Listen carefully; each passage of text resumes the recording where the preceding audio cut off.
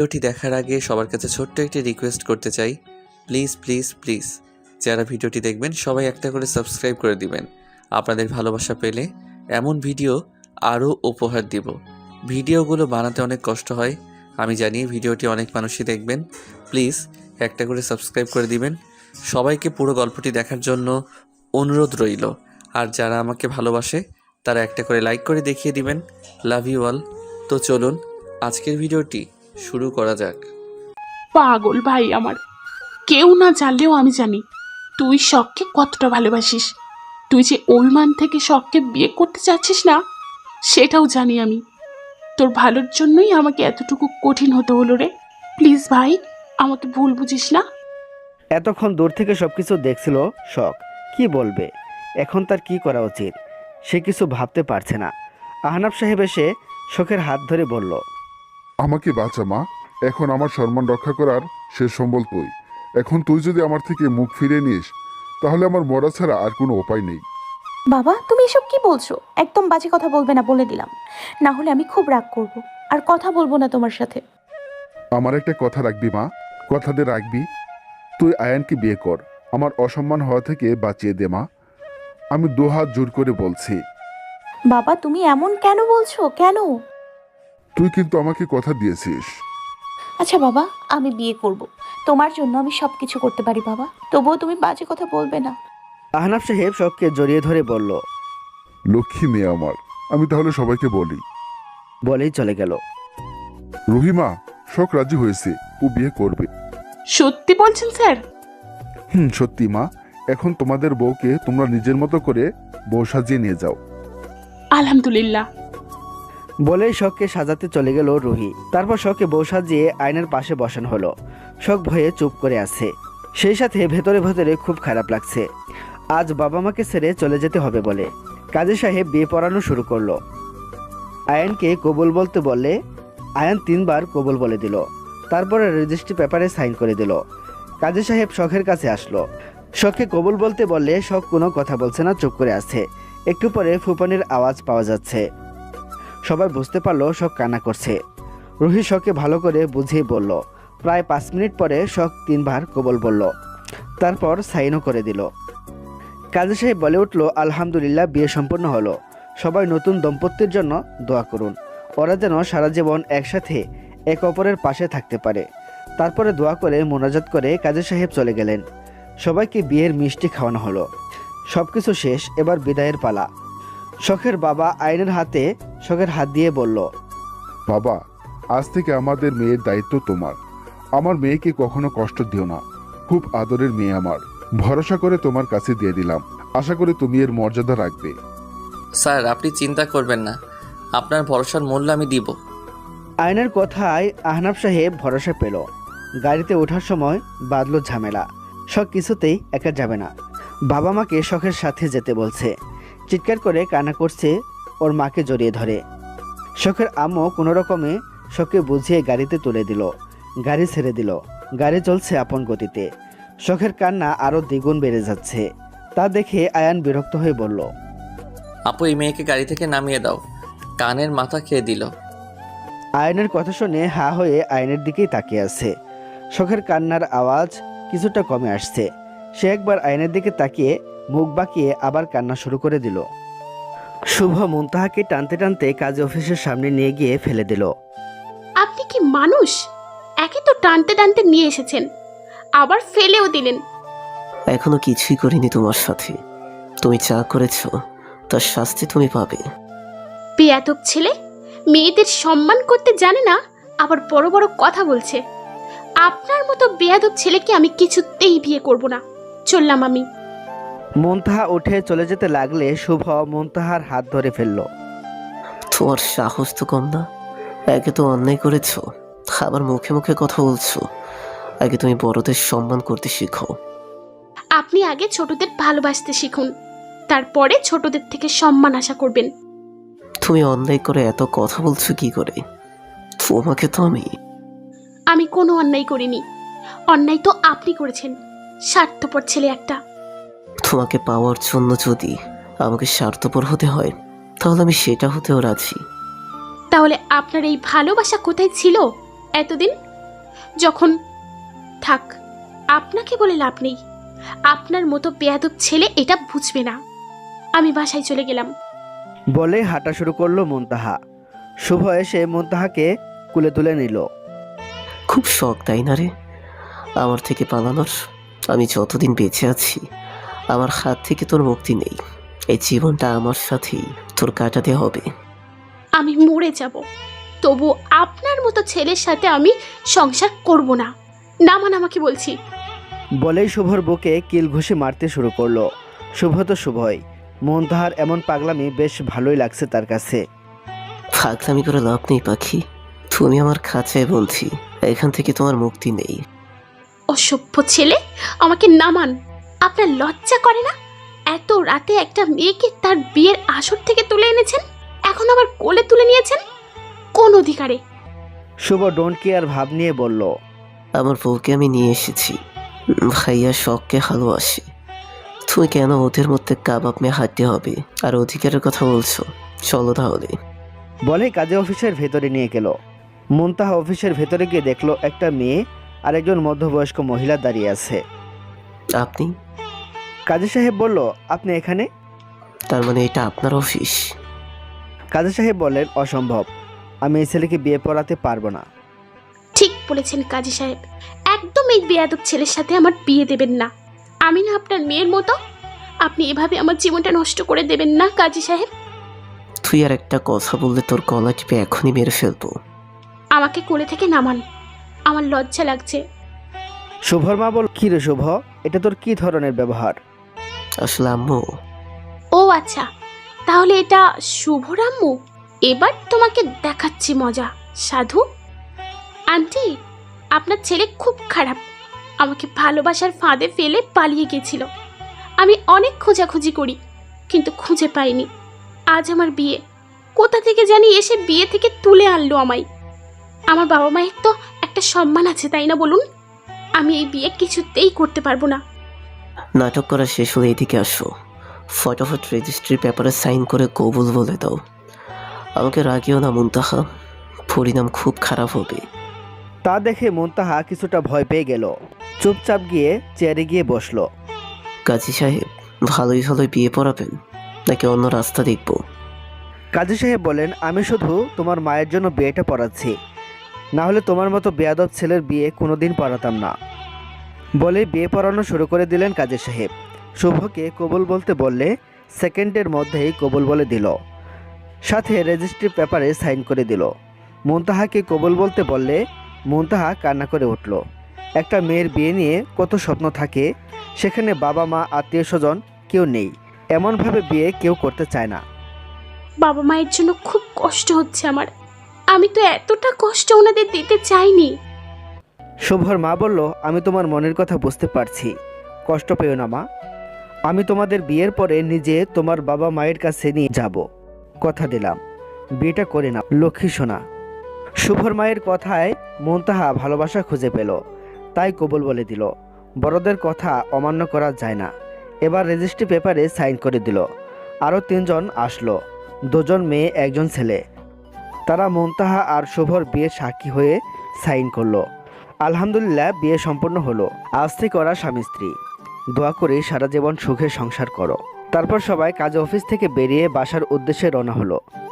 এদিকে রুহি আয়নকে বলল, তোকে দেবো একটা কানের নিচে, এখন তোর পাশে থাকা উচিত, তা না করে তুই উল্টোপাল্টা কথা বলছিস। শখ কান্না করতে করতে বলল, এমন স্বামী যেন শত্রুরও না হয়। শখের কথা শুনে সবাই হেসে দিল। আয়ন রাগী চোখে শখের দিকে তাকালো। শখ সাথে সাথে মুখ ঘুরিয়ে নিল। অবশেষে গাড়ি তার গন্তব্যে এসে পৌঁছালো। এখন শখে সবাই কতটা মেনে নিবে তা নিয়ে চিন্তিত সবাই। দরজার কাছে আয়নের মা দাঁড়িয়ে আছে নতুন বউকে বরণ করে নেওয়ার জন্য। শখকে দেখে উনি বেশ খুশি হয়েছে, আর মুখ দেখে বোঝা যাচ্ছে রুহি আগেই ফোন করে তাকে বলে দিয়েছিল সব কিছু, সেজন্য আর কোনো সমস্যা হয়নি। কিন্তু আমাদের সমাজের মানুষ তো কানাকানি করবেই, তা না করলে তাদের পেটের ভাত হজম হয় না, তাই তারা তাদের কাজ শুরু করে দিল। একজন বলল, শেষে কিনা আইন একটা বাচ্চা মেয়েকে বিয়ে করে আনলো। এই মেয়ে তো নিজেই বাচ্চা, এই বড় হবে কবে, আবার বাচ্চার মা হবে কবে? হ্যাঁ গো আইনের মা, নাতি নাতনির বুক দেখতে পারবে তো? এই বাচ্চা মেয়ে সংসার করতে পারবে তো নাকি পালিয়ে যাবে? আমার তো মনে হয় না আয়নের সাথে সংসার করে খাবে। দেখবে বয়ফ্রেন্ডের সাথে 2 দিন পর চলে যাবে। সবাই যে যার মতো কথা বলেই যাচ্ছে।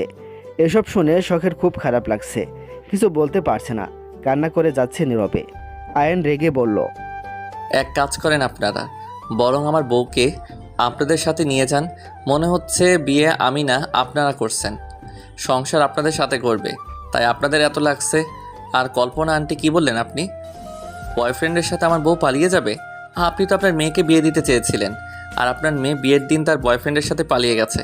সেজন্য আপনি সবাইকে নিজের মেয়ের মতো ভাবছেন। কি বেয়াদব ছেলে রে বাবা। নীলিমা এখনই তোমার ছেলে বউয়ের হয়ে কথা বলছে, একটা কথা মাটিতে পড়তে দিচ্ছে না। 2 দিন পরে তোমাদের নাকে দড়ি দিয়ে ঘোরাবে। আয়নের মা বলল, তোমরা বিয়ে খেতে এসেছ, বিয়ে খেয়ে চলে যাবে, এত কথা বলার কি আছে? সত্যি কথাই তো বলেছে আমার আয়ান। আমাদের দাওয়াত দিয়ে এভাবে অপমান? এই সবাই চল, থাকবো না বলেই সবাই চলে গেল। শখকে দেখে আয়নের বাবা মুখ কালো করে রুমে চলে গেল। শখ কান্না করছিল। রুহি কোনো রকমে শখকে বুঝিয়ে বাসর ঘরে বসিয়ে দিয়ে আসলো। রাত বাজে 12টা।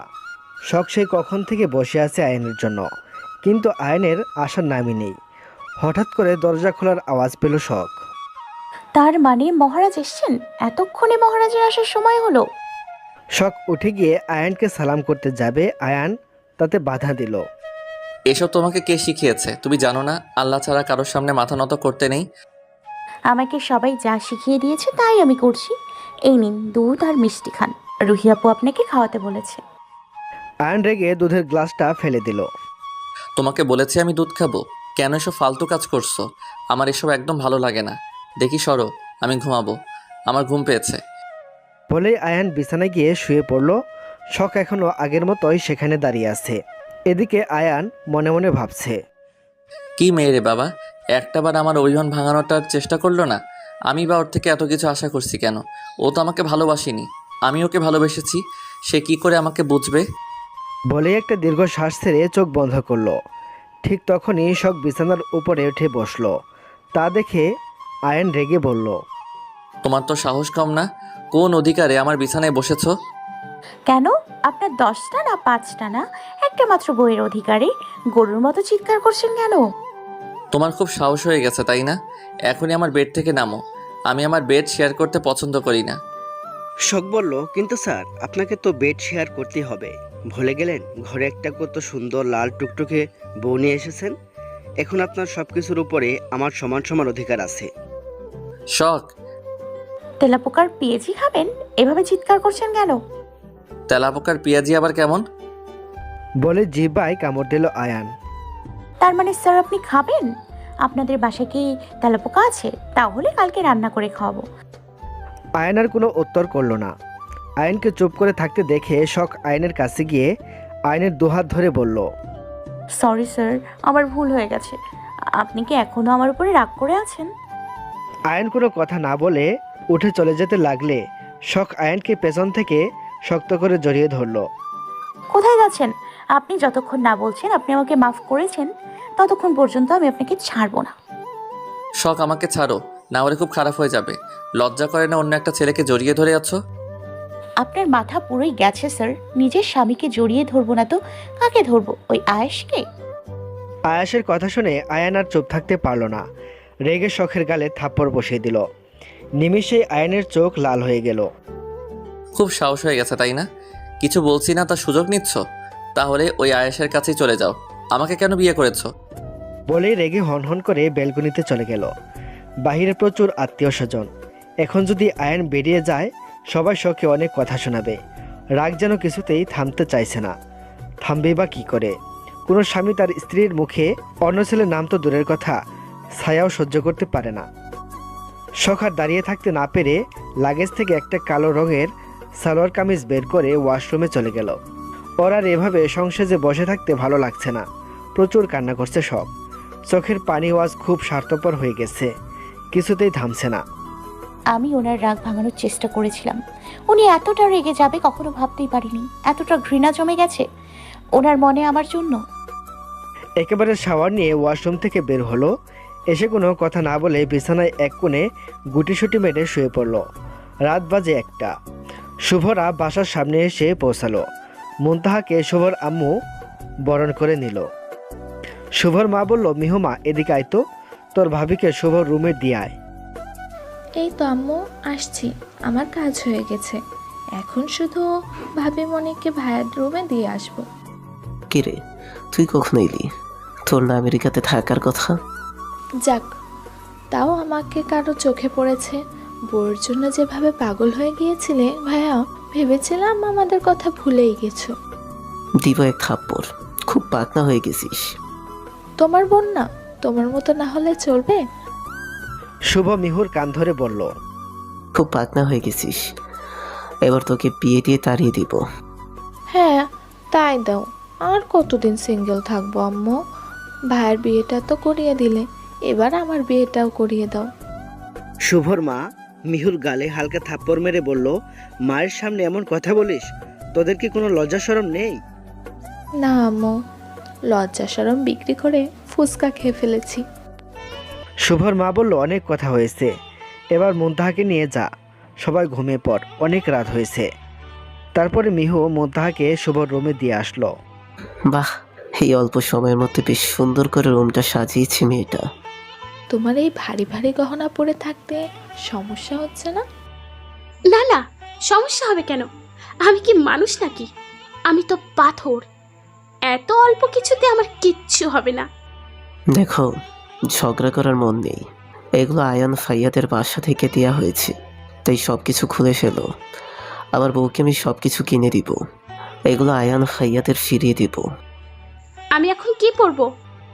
কেন? আমাকে পড়ো। আপনি কি আমার সাথে মজা নিচ্ছেন? মজা নিব কেন? কিছু করা লাগবে না তোমার, আমি ছাড়া আর তো কেউ নেই রুমে। মুনতাহা রেগে শুভর দিকে তাকালো। বাপরে, বউয়ের কি রাগ!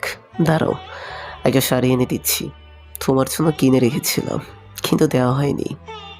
বলে শুভ আলমারি থেকে একটা নীল শাড়ি বের করে দিল। ওয়াশরুম কোথায়? ওয়াশরুমে যাওয়া লাগবে না, আমার সামনেই। শুভর বাচ্চা, আমি কি বলেছি কথা কানে যাচ্ছে না? বেয়াদুপির একটা সীমা থাকে। বাপরে, দোষও করছে আবার রাগও দেখাচ্ছে, যেখানে আমার রাগ দেখানোর কথা। আচ্ছা, আজকে অনেক কান্না করেছ, তাই মাফ করে দিলাম, কাল থেকে শাস্তি দিব। ভাষণ দেয়া শেষ হয়েছে? তারপর শুভ মুনতাহাকে ওয়াশরুম দেখিয়ে দিল। মুনতাহা ওয়াশরুমে গিয়ে নীল শাড়িটি পরে ফ্রেশ হয়ে বেরিয়ে আসলো। মুনতাহাকে দেখে শুভ হা করে তাকিয়ে আছে। গরুর মতো করে তাকিয়েছেন কেন? তোমাকে সেই সুন্দর লাগছে বউ, তোমাকে একটু জড়িয়ে ধরি। মুনতাহা রেগে বলল। আমার ঘুম পেয়েছে, আমি ঘুমাবো। বলে বিছানায় গিয়ে শুয়ে পড়ল। থাক, আজ কিছু বলবো না, আজ অনেক ধকল গেছে বউয়ের ওপর দিয়ে। আমি কি তাই আমার বউকে কষ্ট দিতে পারি? শুভ গিয়ে মুনতাহাকে শক্ত করে জড়িয়ে ধরে শুয়ে পড়ল।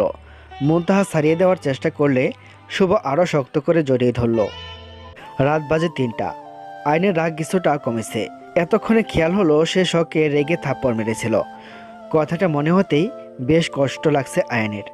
দৌড়ে রুমে গিয়ে দেখলো শখ ঘুমিয়ে গেছে। আয়ন শখের কাছে গেল। কান্না করছে মেয়েটা, এখনও চোখের পানি শুকায়নি। ইস, মেয়েটাকে একদম মারা উচিত হয়নি। কেন যে মারতে গেলাম? সব দোষ কেন ওর? অন্য ছেলের কথা কেন বলল? ও কি জানে না ওর মুখে অন্য ছেলের কথা শুনলে আমার ভেতরটা পুড়ে ছাই হয়ে যায়? আয়ন পরম যত্নে শখের চোখের পানি মুছিয়ে দিল, গালে হাত বুলিয়ে দেয়। 5 আঙুলের দাগ বসে গেছে। ইস, খুব জোর মার হয়ে গেছে, এত জোরে মারা উচিত হয়নি। বলে শখের গালে চুমু খেলো। তারপরে আয়ন শখের পাশে শুয়ে শখকে জড়িয়ে ধরে ঘুমিয়ে পড়ল। শখ আয়নকে কোলবালিশ ভেবে আয়নের পায়ের মধ্যে পা দিয়ে আয়নকে আষ্টে পৃষ্ঠে জড়িয়ে নিল। আয়ন মুচকি হেসে আরও শক্ত করে শখকে জড়িয়ে ধরল। তারপর শখ কখন যে ঘুমিয়ে গেছে সে নিজেও জানে না। পরের দিন সকালবেলা শখের আগে আয়নের ঘুম ভাঙল। শখ এমনভাবে আয়নকে ধরে আসছে যেন ছেড়ে দিলেই পালিয়ে যাবে। শখের ঘুম নষ্ট হবে ভেবে আয়নের উঠতে ইচ্ছে করছে না। আয়নের ইচ্ছে করছে সারা জীবন এভাবে থাকতে, এই মুহূর্ত যেন শেষ না হয়। দরজায় কড়া নাড়তেই শখ একটু নড়েচড়ে উঠল। তা দেখে আয়ন চোখ বন্ধ করে ফেলল। শখ তাকিয়ে দেখল সে আয়নকে আষ্টে পৃষ্ঠে জড়িয়ে ধরে আছে, তাও আবার পায়ের মধ্যে পা দিয়ে। শখ, তোর কপালে দুঃখ আছে। কাল থাপ্পড় কে হয়নি, আবার থাপ্পড় খাওয়ার শখ হয়েছে। আজ উনি কখন আসলেন? আগে ওনার থেকে নিজেকে ছাড়াতে হবে। শখ আয়নের থেকে নিজেকে ছাড়াতে ব্যস্ত হয়ে পড়ে। আয়নও কম যায় কিসে, সে শখকে শক্ত করে জড়িয়ে ধরে আছে। আয়নের শক্তির কাছে শখ ব্যর্থ। শখ না পেরে আয়নকে ডাক দিল। সমস্যা কি তোমার? ঘুমোতে দিচ্ছ না কেন? বাসায় তো তোমাকে মেরেও তোলা যেত না, আর আমাদের বাসায় এসে সকালবেলা উঠে বসে আছো। শখ আয়নের কথা শুনে মাথা নিচু করে ফেলল। এখনও শখ আয়নের পায়ের মধ্যে পা দিয়ে বসে আছে। আয়ন উঠে গিয়ে দরজা খুলে দিল। দেখলো রুহির ছেলে রাফি এসেছে। মামু, তুমিও বউ পেয়ে সবার মতো হয়ে গেলে? আগে একবার ডাক দেওয়ার পরে সাথে সাথে এসে দরজা খুলে দিতে, আর এখন বউ পাওয়ার পরে সেই কখন থেকে ডাকছি, দরজা খোলার কোনো নামই নেই। এইটুকু বাচ্চা হলে কি হবে, যে পাকনারে বাবা। রাফির কথা শুনে শখ হেসে কুটি কুটি হয়ে যাচ্ছে। তা দেখে আয়ান রেগে শখের দিকে তাকালো। শখ মুখে হাত দিয়ে হাসি আটকানোর চেষ্টা করছে। রাফি বলল, এই যে মেয়ে, তোমার সাথে আলাপ করতে আসলাম। বড়দের সালাম দিতে হয়, তুমি জানো না? তোমার বাবা মা তোমাকে কিছু শেখায় নাই নাকি? রাফির কথা শুনে ড্যাব ড্যাব করে তাকিয়ে আছে শখ। রাফি আবার বলল, এই যে মামিমণি, এভাবে তাকিয়ে কি দেখছ? পায়ের উপর পা তুলে বসতে বসতে বলল রাফি। তুমি কে, আর এত পাকা পাকা কথা বলছো কেন? রাফি বলল, মা, আমার ছেলেকে বিয়ে করে এই বাসায় এসেছ, আর আমাকেই চেনো না? কেমন বউ তুমি, নিজের শ্বশুরকে চেনো না? আসসালামু আলাইকুম শ্বশুরাব্বা, আমার ভুল হয়ে গেছে। আমি তো এ বাসায় নতুন, তাই সবাইকে ভালোভাবে চিনি না। রাফি বলল, ওয়ালাইকুম আসসালাম। ঠিক আছে মা, সমস্যা নেই। তুমি আমার মেয়ের মতো, ছোটো মানুষ একটু ভুল করতেই পারো, আর আমাদের বড়দের উচিত তাদের ভুল ক্ষমা করা। রাফির কথা শুনে শখ সহ আয়ান অবাকের চরম পর্যায়ে পৌঁছে গেছে। এতটুকু বাচ্চা এসব কথা কোথা থেকে শিখলো? তখনই রুহি এসে রাফির কান ধরে বলল, খুব পাকা পাকা কথা হচ্ছে তোমার, তাই না? এসব কথা কোথা থেকে শিখেছো তুমি? রুহি রাফিকে খুঁজতে খুঁজতে এখানে এসেছিল, তাই রাফির সব কথা শুনতে পেয়েছে সে। রাফি বলল, আম্মু ছাড়ো তো, ব্যথা লাগছে। আমি আমার ছেলের বউয়ের সাথে আলাপ করতে এসেছি। আমি তো দাদুকে দেখেছি বড় আম্মুকে এভাবে বলতে, তাই আমিও শিখে নিয়েছি। ও আচ্ছা, এই ব্যাপার। বাবাকে কতবার বলেছি বাচ্চাদের সামনে এমন কিছু করবেন না, যাতে করে ওরা উল্টোপাল্টা কিছু শেখে। এটাই বয়স, এখন আমরা বাচ্চাদের যা শেখাবো ওরা তাই শিখবে। আগে বাসায় ফিরি, তারপরে বাবার সাথে কথা বলে নিব। রাফি, দেখি চল, আমার সাথে যাবি। অনেক হয়েছে ছেলের বউয়ের সাথে আলাপ করা। তুই একা আলাপ করলে তো হবে না, বাহিরে তোর ছেলের বউয়ের সাথে আলাপ করার জন্য অনেকে অপেক্ষা করছে। শখ, আয়ান, তোরে রেডি হয়ে নিচে আয়, সবাই তোদের জন্য অপেক্ষা করছে। বলেই রুহি চলে গেল। আয়নার কোনো কথা না বলে ওয়াশরুমে চলে গেল। ফ্রেশ হয়ে এসে শখের সাথে কোনো কথা না বলে নিচে চলে গেল। শখ উঠে ফ্রেশ হয়ে নিল। এখন কি করবে সে? একটু পরে আয়নের আম্মু রুমে প্রবেশ করলো আর বলল, মামনি, তুমি এখনো রেডি হওনি? আসলে আমি কি দিয়ে কি করব বুঝতে পারছি না আন্টি। আয়নের মা বলল, আচ্ছা এই ব্যাপার, আমি এসেছি, এখন সব কিছু করে দিচ্ছি। আর আন্টি কি? আম্মু বলে ডাকবে। আচ্ছা আন্টি, না মানে আম্মু। আয়নের মা জিজ্ঞেস করলো, শাড়ি পরতে পারো? না আম্মু। আয়নের মা বলল, সমস্যা নেই, আমি পরিয়ে দিচ্ছি। বলেও নিয়ে শখে একটা লাল রঙের শাড়ি পরিয়ে দিল, সাথে হাত ভর্তি করে লাল চুড়ি পরিয়ে দিল, হালকা মেকআপ করে দিল। হালকা সাজে শখকে অসাধারণ লাগছে। তারপর মিসেস নীলিমা চৌধুরী শখকে নিচে গিয়ে বসিয়ে দিল। শখের পাশে আয়নকে বসিয়ে দেওয়া হলো।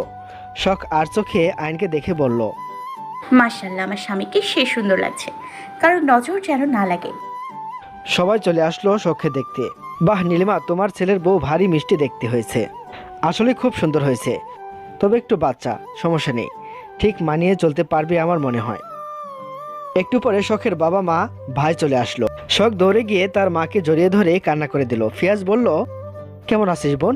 সরি রে, তোদের বিয়েতে থাকতে পারলাম না, আমি অফিসের কাজে বাইরে গিয়েছিলাম। শখ এবার চোখের পানি মুছে কান্না মিশ্রিত কণ্ঠে বলল, আলহামদুলিল্লাহ ভালো আছি ভাইয়া, তুমি কেমন আছো? ফিয়াজ বলল, আমিও ভালো আছি রে বোন। বাবা কেমন আছো? আমাকে তো ভুলেই গেছো, একদিনে পর হয়ে গেলাম, কথা বলছো না আমার সাথে। আলহামদুলিল্লাহ মা, ভালো আছি। তুই আমাকে ভুল বুঝিস না। আমার দুই মেয়ে একদিনে আমার ঘর থেকে চলে এসেছে। আমাদের কি অবস্থা হচ্ছে একটাবার ভাব। তোদের ছাড়া কতটা কষ্টে আছি তুই জানিস?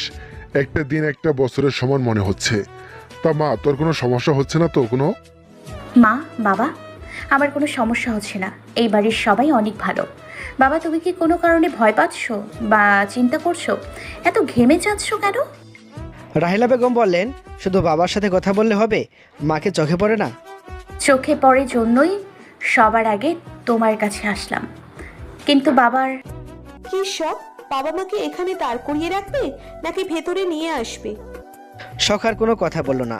রুহি সবাইকে ভেতরে নিয়ে গেল। সন্ধ্যাবেলা খাওয়া দাওয়া করে কিছু আত্মীয় স্বজন বাসার দিকে রওনা দিল। বাসা দূরে হওয়ায় আগেই রওনা দিল সবাই, যেন বাসায় আগেই পৌঁছাতে পারে। অর্ধেক বাসা খালি হয়ে গেছে।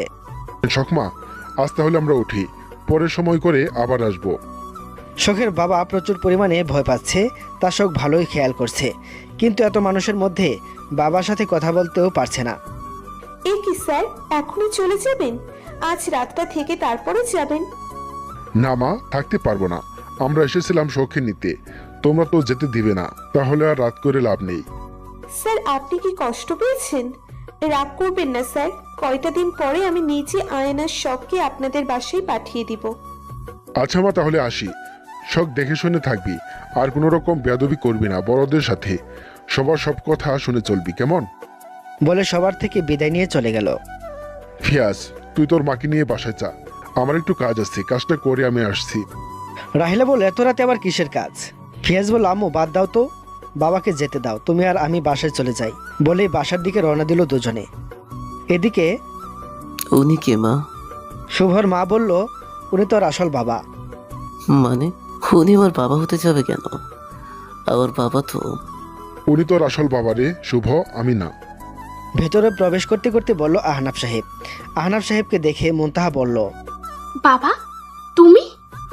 উনি তোমার বাবা হতে যাবে কেন? উনি আমার বাবা। আপনার মাথা খারাপ হয়ে গিয়েছে? উনি আমার বাবা।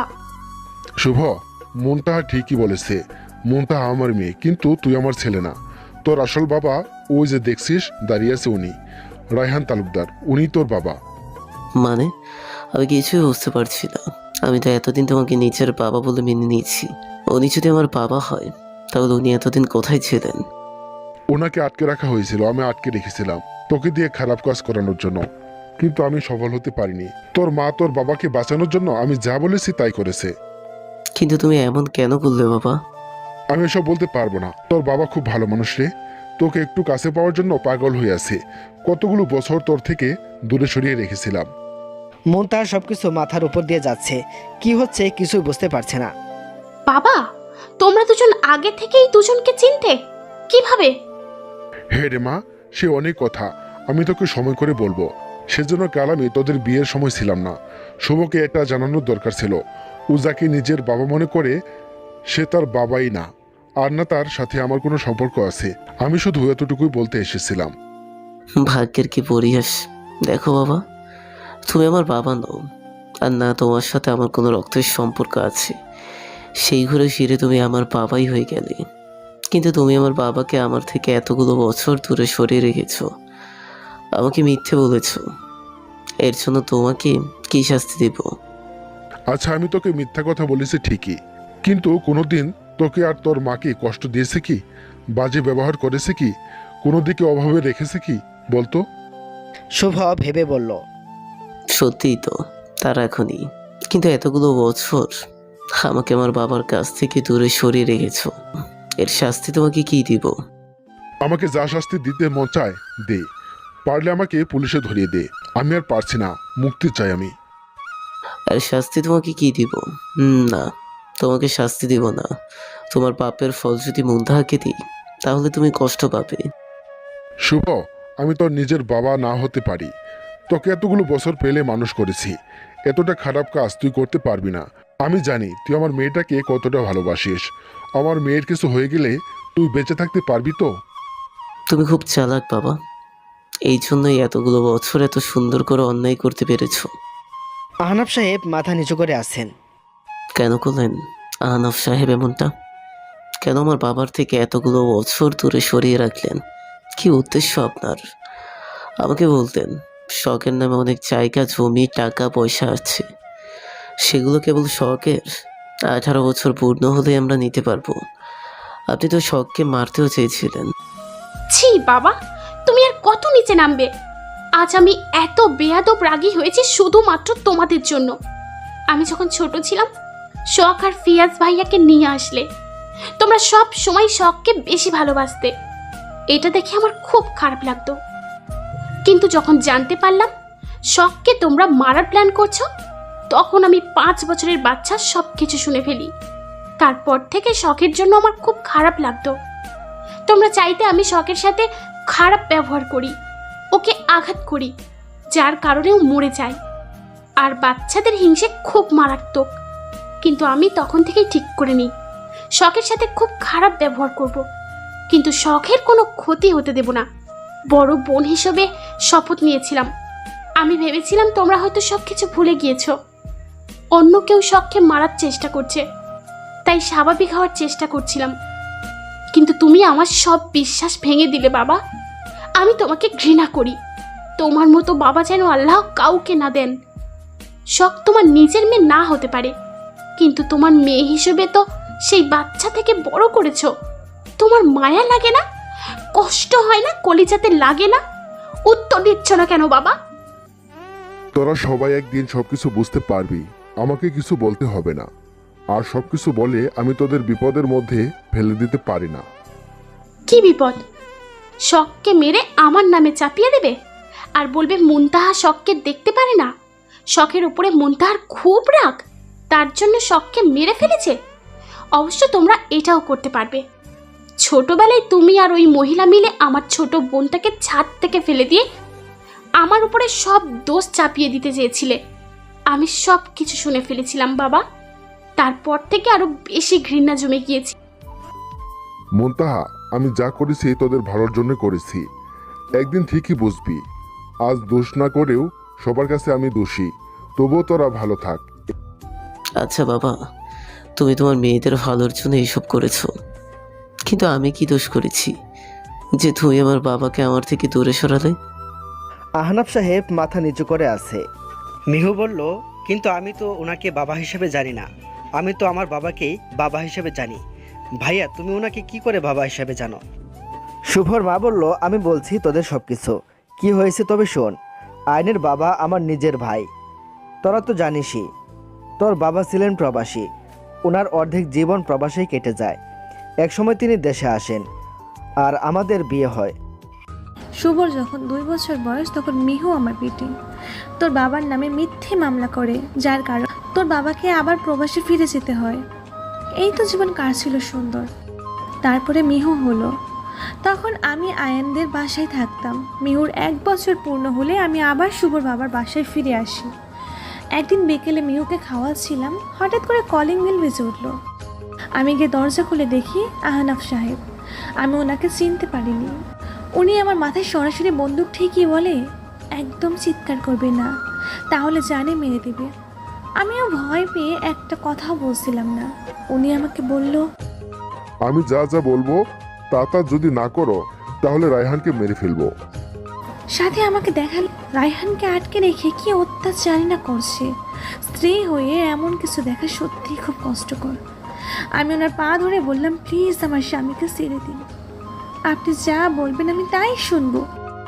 তারপর উনি আমাকে বললেন, শুভকে ওনার ছেলের পরিচয়ে বড় করতে হবে, আর শুভ বড় হলে উনি শুভকে দিয়ে যা ইচ্ছে তাই করাবে, আমি কিছুই বলতে পারবো না। আমি শুভর বাবাকে বাঁচাতে রাজি হয়ে যাই। উনি আমাদের সবসময় দেখাশোনা করতো, কখনো খারাপ ব্যবহার করতো না।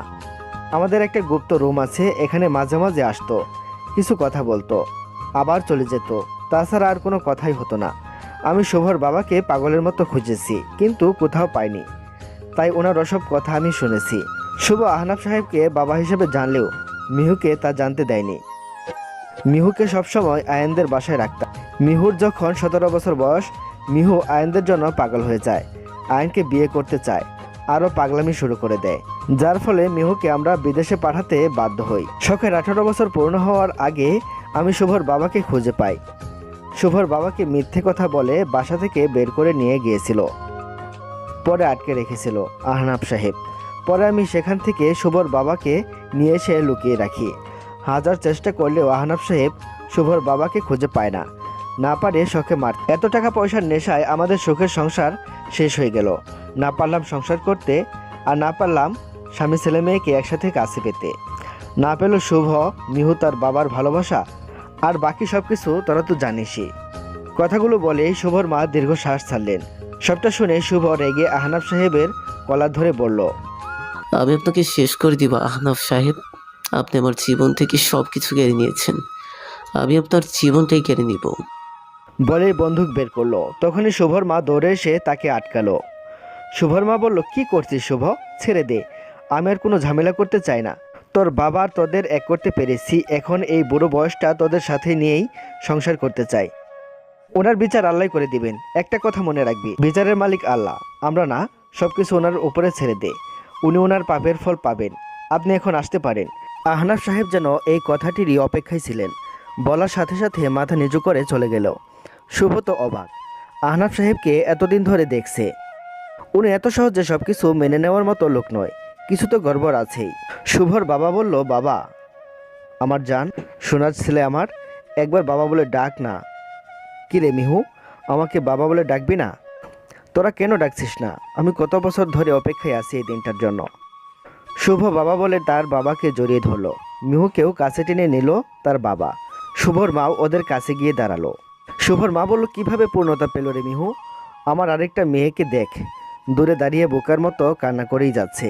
এদিকে আয় মা। মুনতাহা আসছে না দেখে শুভর আম্মু নিজে গিয়ে মুনতাহাকে জড়িয়ে ধরলো। শুভর মা বলল, কান্না করছিস কেন? তোর বাবার অপরাধের শাস্তি তোকে আমরা দিব না, আমরা এতটাও খারাপ নয়। মুনতাহা এবার জোরে কান্না করে উঠল। শুভর মা বলল, পাগলি মেয়ে আমার, একদম কান্না করবি না। মিহু যেমন আমার একটা মেয়ে, ঠিক তেমনই তুইও আমার আরেকটা মেয়ে। মুনতাহা আর কিছু বলল না, দৌড়ে রুমে চলে গেল। কোনো মেয়ে তার বাবার এমন অপরাধ মেনে নিতে পারবে না। বাবা যতই খারাপ হোক না কেন, কেউ কিছু বলে ঠিকই খারাপ লাগে। এখন যদি তাকে সেই খারাপ কথা শুনতে হয়। শুভ কি আমাকে ভুল বুঝবে? সত্যিই কি বাবার শাস্তি আমাকে দেবে? আমাকে যদি বাবার কাছে রেখে আসে? এসব ভাবছে আর কান্না করছে মুনতাহা। তখনই শুভ আসে রুমে। মুনতাহার সাথে কোনো কথা না বলে সোজা ওয়াশরুমে চলে যায়। ফ্রেশ হয়ে এসে মুনতাহার সাথে কোনো কথা না বলে চুপচাপ শুয়ে পড়ে। মুনতাহা আর কোনো কথা না বলে শুভর পাশে গিয়ে শুয়ে পড়ে। ঘুম আসছে না, মা থাকলে ভালো হতো, জড়িয়ে ধরে ইচ্ছে মতো কান্না করতে পারতাম। কিছুই ভালো লাগছে না, কি যে করি। কালকে ঠিকই আমাকে জড়িয়ে নিয়েছিল, একদিনেই এতটা বদলে কিভাবে যায় মানুষ? বলে একটা দীর্ঘশ্বাস ছাড়লো মুনতাহা। রাত 12টা বেজে গেছে, সবাই চলে গেছে। পুরো বাসা একদম ফাঁকা। রুহি আর কাজের লোকরা মিলে পুরো বাসা পরিষ্কার করে ফেলছে। প্রচুর ক্লান্ত লাগছে। শখ রুমে এসে শাড়ি বদলে একটা সালোয়ার কামিজ পরে নিল। আয়নের আসার কোনো নামই নেই। এসব ভাবতে ভাবতে আয়নের আগমন। এতক্ষণ কোথায় ছিলেন? সব কৈফিয়ত কি তোমাকে দিতে হবে? হ্যাঁ, দিতে হবে। কেন দিতে হবে? তুমি আমার কে যে আমার সব কিছু তোমাকে বলতে হবে? আমি আপনার বউ, তাই আপনি সব কিছু আমাকে বলতে বাধ্য। বউ? আপনি এমন করছেন কেন বলেন তো? আমার আর ভালো লাগছে না। এতটুকুতেই হাঁপিয়ে গেলে? আমি যে 2টা বছর ধরে সহ্য করছি। মানে? কিছু না, তুমি বুঝবে না। আমাকে বুঝিয়ে বললে আমি ঠিকই বুঝবো। প্রয়োজন মনে করছি না। কেন আমাকে এত শাস্তি দিচ্ছেন স্যার? হ্যাঁ, একদম ঠিক বলেছ। তুমি আমার ছাত্রী আর আমি তোমার স্যার, এটাই আমাদের সম্পর্ক। আপনাকে কি ভূতে ধরেছে স্যার? তাতে তোমার কি? আপনি সব সময় এমন করেন কেন? ভালো করে কথা বলতে পারেন না? ভালো ব্যবহার পেতে হলে ভালো কাজ করতে হয়। তুমি কি কোনো ভালো কাজ করেছো যার জন্য আমি তোমার সাথে ভালো ব্যবহার করব? শখ আর কোনো কথা বলল না, মাথা নিচু করে ফেললো। একটা অপরাধ করেছে, এখন কি তার শাস্তি সারা জীবন পেতে হবে? আর কথা বলে লাভ নেই। তাই শখ গিয়ে বিছানার এক কোণে শুয়ে পড়ল। শখ, তুমি জানো আমি আমার বেড কারোর সাথে শেয়ার করতে পছন্দ করি না। কালকে বলে দিয়েছি, মনে নেই? এমনিতে শখের মনটা ভালো নেই, কেমন যেন অজানা কারণে ভেতরে খুব খারাপ লাগছে। তাই কোনো কথা না বলে উঠে এসে চুপচাপ ফ্লোরে শুয়ে পড়ল। আয়ান তো অবাক। সে ভেবেছিল শখ হয়তো ওর অধিকার নিয়ে ঝগড়া করবে। তার ভাবনা সম্পূর্ণ উল্টো করে দিয়ে শখ নিচে শুয়ে পড়ল। কেন এত অস্থির লাগছে? কেন শান্তি পাচ্ছি না? মনে হচ্ছে কিছু হতে চলেছে। আমি কি আমার কাছের কোনো মানুষকে হারাবো? না, আর নিতে পারছি না, খুব কষ্ট হচ্ছে আমার। মা গো, ও মা, আজ কেন জানি তোমার কথা খুব মনে পড়ছে। আয়ান এসে শখকে কুলে তুলে নিল। এমনটা হওয়ায় শখ কিছুটা রেগে বলল, কি হয়েছে? নামান আমাকে। এখন কি আপনার রুমে ঘুরতেও পারবো না? তাহলে বলে দিন, চলে যাচ্ছি। এত রাগ আসে কোথা থেকে? হ্যাঁ, আমার মতো একটু ভালো হতে পারো না? আর তুমি কান্না করছো কেন? আমি কি তোমাকে মেরেছি নাকি? ভূতের মুখে রাম নাম। আপনি ভালো হলেন কবে? আমার চোখ আমার চোখের পানি, আমার যখন ইচ্ছে খুশি কান্না করব, তাতে আপনার কি? আমি খারাপ ছিলাম কবে? আমার সামনে কান্না করা যাবে না। আমার ইচ্ছে, আপনি আমাকে নামিয়ে দিন। যদি না নামিয়ে দেই কি করবে? আমি চিৎকার করে সবাইকে ডাকবো। ডেকে কি বলবে? বলবো আপনি আমাকে বিরক্ত করছেন। তুমি যদি বলতে পারো আমার স্বামী আমাকে কোলে তুলে নিয়েছে, আমাকে নামাচ্ছে না, তাহলে তোমাকে ছেড়ে দিব। আপনি একটা অসভ্য লোক। একটু অসভ্যতা আমি করি? এই, আপনি ঠিক আছেন তো? শরীর ঠিক আছে আপনার, নাকি ভূতে ধরলো? এমন করছেন কেন? আয়ান আর কোনো কথা না বলে শখকে বিছানায় চুপচাপ শুয়ে দিল। তারপর লাইটটা নিভিয়ে নিজেও শখের পাশে শুয়ে পড়ল। এই লোককে নিশ্চয়ই ভূতে ধরেছে। কাল রুহি আপুকে বলে ওঝা নিব একবার। আমি নিজেই একটা ভূত, আমাকে আবার কোন ভূতে ধরবে? বলতে বলতে শখকে নিজের কাছে টেনে জড়িয়ে নিল। আপনি কথায় কথায় এভাবে জড়িয়ে ধরেন কেন? আমার ভালো লাগে না। আমার বউ আমার যা ইচ্ছে তাই করবো, তাতে তোমার কি? আমার কি মানে? আপনি আমাকে জড়িয়ে ধরেন, তাহলে সমস্যা তো আমারই হবে নাকি? আচ্ছা শখ, তোমার শরীর এমন নরম কেন? একদম নরম তুলতুলে, একদম তুলোর মতো। মেয়েদের শরীর বুঝি এমনই নরম হয়? তোমাকে দেখলেই শুধু আদর করতে ইচ্ছে করে। আয়নের এমন কথায় শখ বেশ লজ্জা পায়। লোকটাকে সত্যি মনে হয় ভূতে ধরেছে। এমন করে কথা বলছে কেন? তুমি যতই উঠতে চাও না কেন পাখি, আমি না ছাড়লে আমার হাত থেকে তোমার মুক্তি নেই। আপনি এমন করছেন কেন? আমার ভয় লাগছে। আমি থাকতে তোমার কিসের ভয়? জানি না, আমার ভালো লাগছে না। আয়ান আলতো করে শখের ঘাড়ে চুমু খেলো। শখের পুরো শরীর কেঁপে উঠল। তা আয়ান বেশ ভালোই বুঝতে পারছে। শখ কোনো কথা বলছে না, একদম শান্ত হয়ে আছে। এদিকে আয়নের কোনো সারা শব্দ না পেয়ে আয়নের দিকে তাকিয়ে দেখে আয়ান ঘুমিয়ে গেছে। শখ যেন হাফ ছেড়ে বাঁচল। শখ কিছুক্ষণ ঘুমন্ত আয়নের দিকে তাকিয়ে দেখল, তারপরে সে নিজেও ঘুমিয়ে গেল। পরের দিন সকালবেলা মুনতাহা উঠে বসে আছে, নিচে নামতে পারছে না, কারণ শুভ ওকে নিচে নামতে দিচ্ছে না, ধরে বসে আছে, কোনো কথাও বলছে না। এতে বেশ বিরক্ত লাগছে মুনতাহার। কি হলো?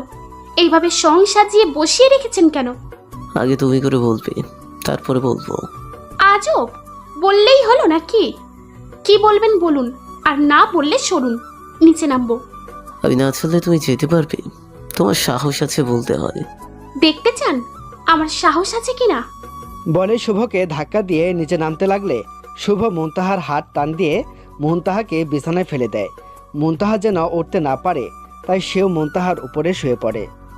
আল্লাহ গো, মা গো, মরে গেলাম। আজ তো একটা হাতি এসে পড়েছে আমার উপরে।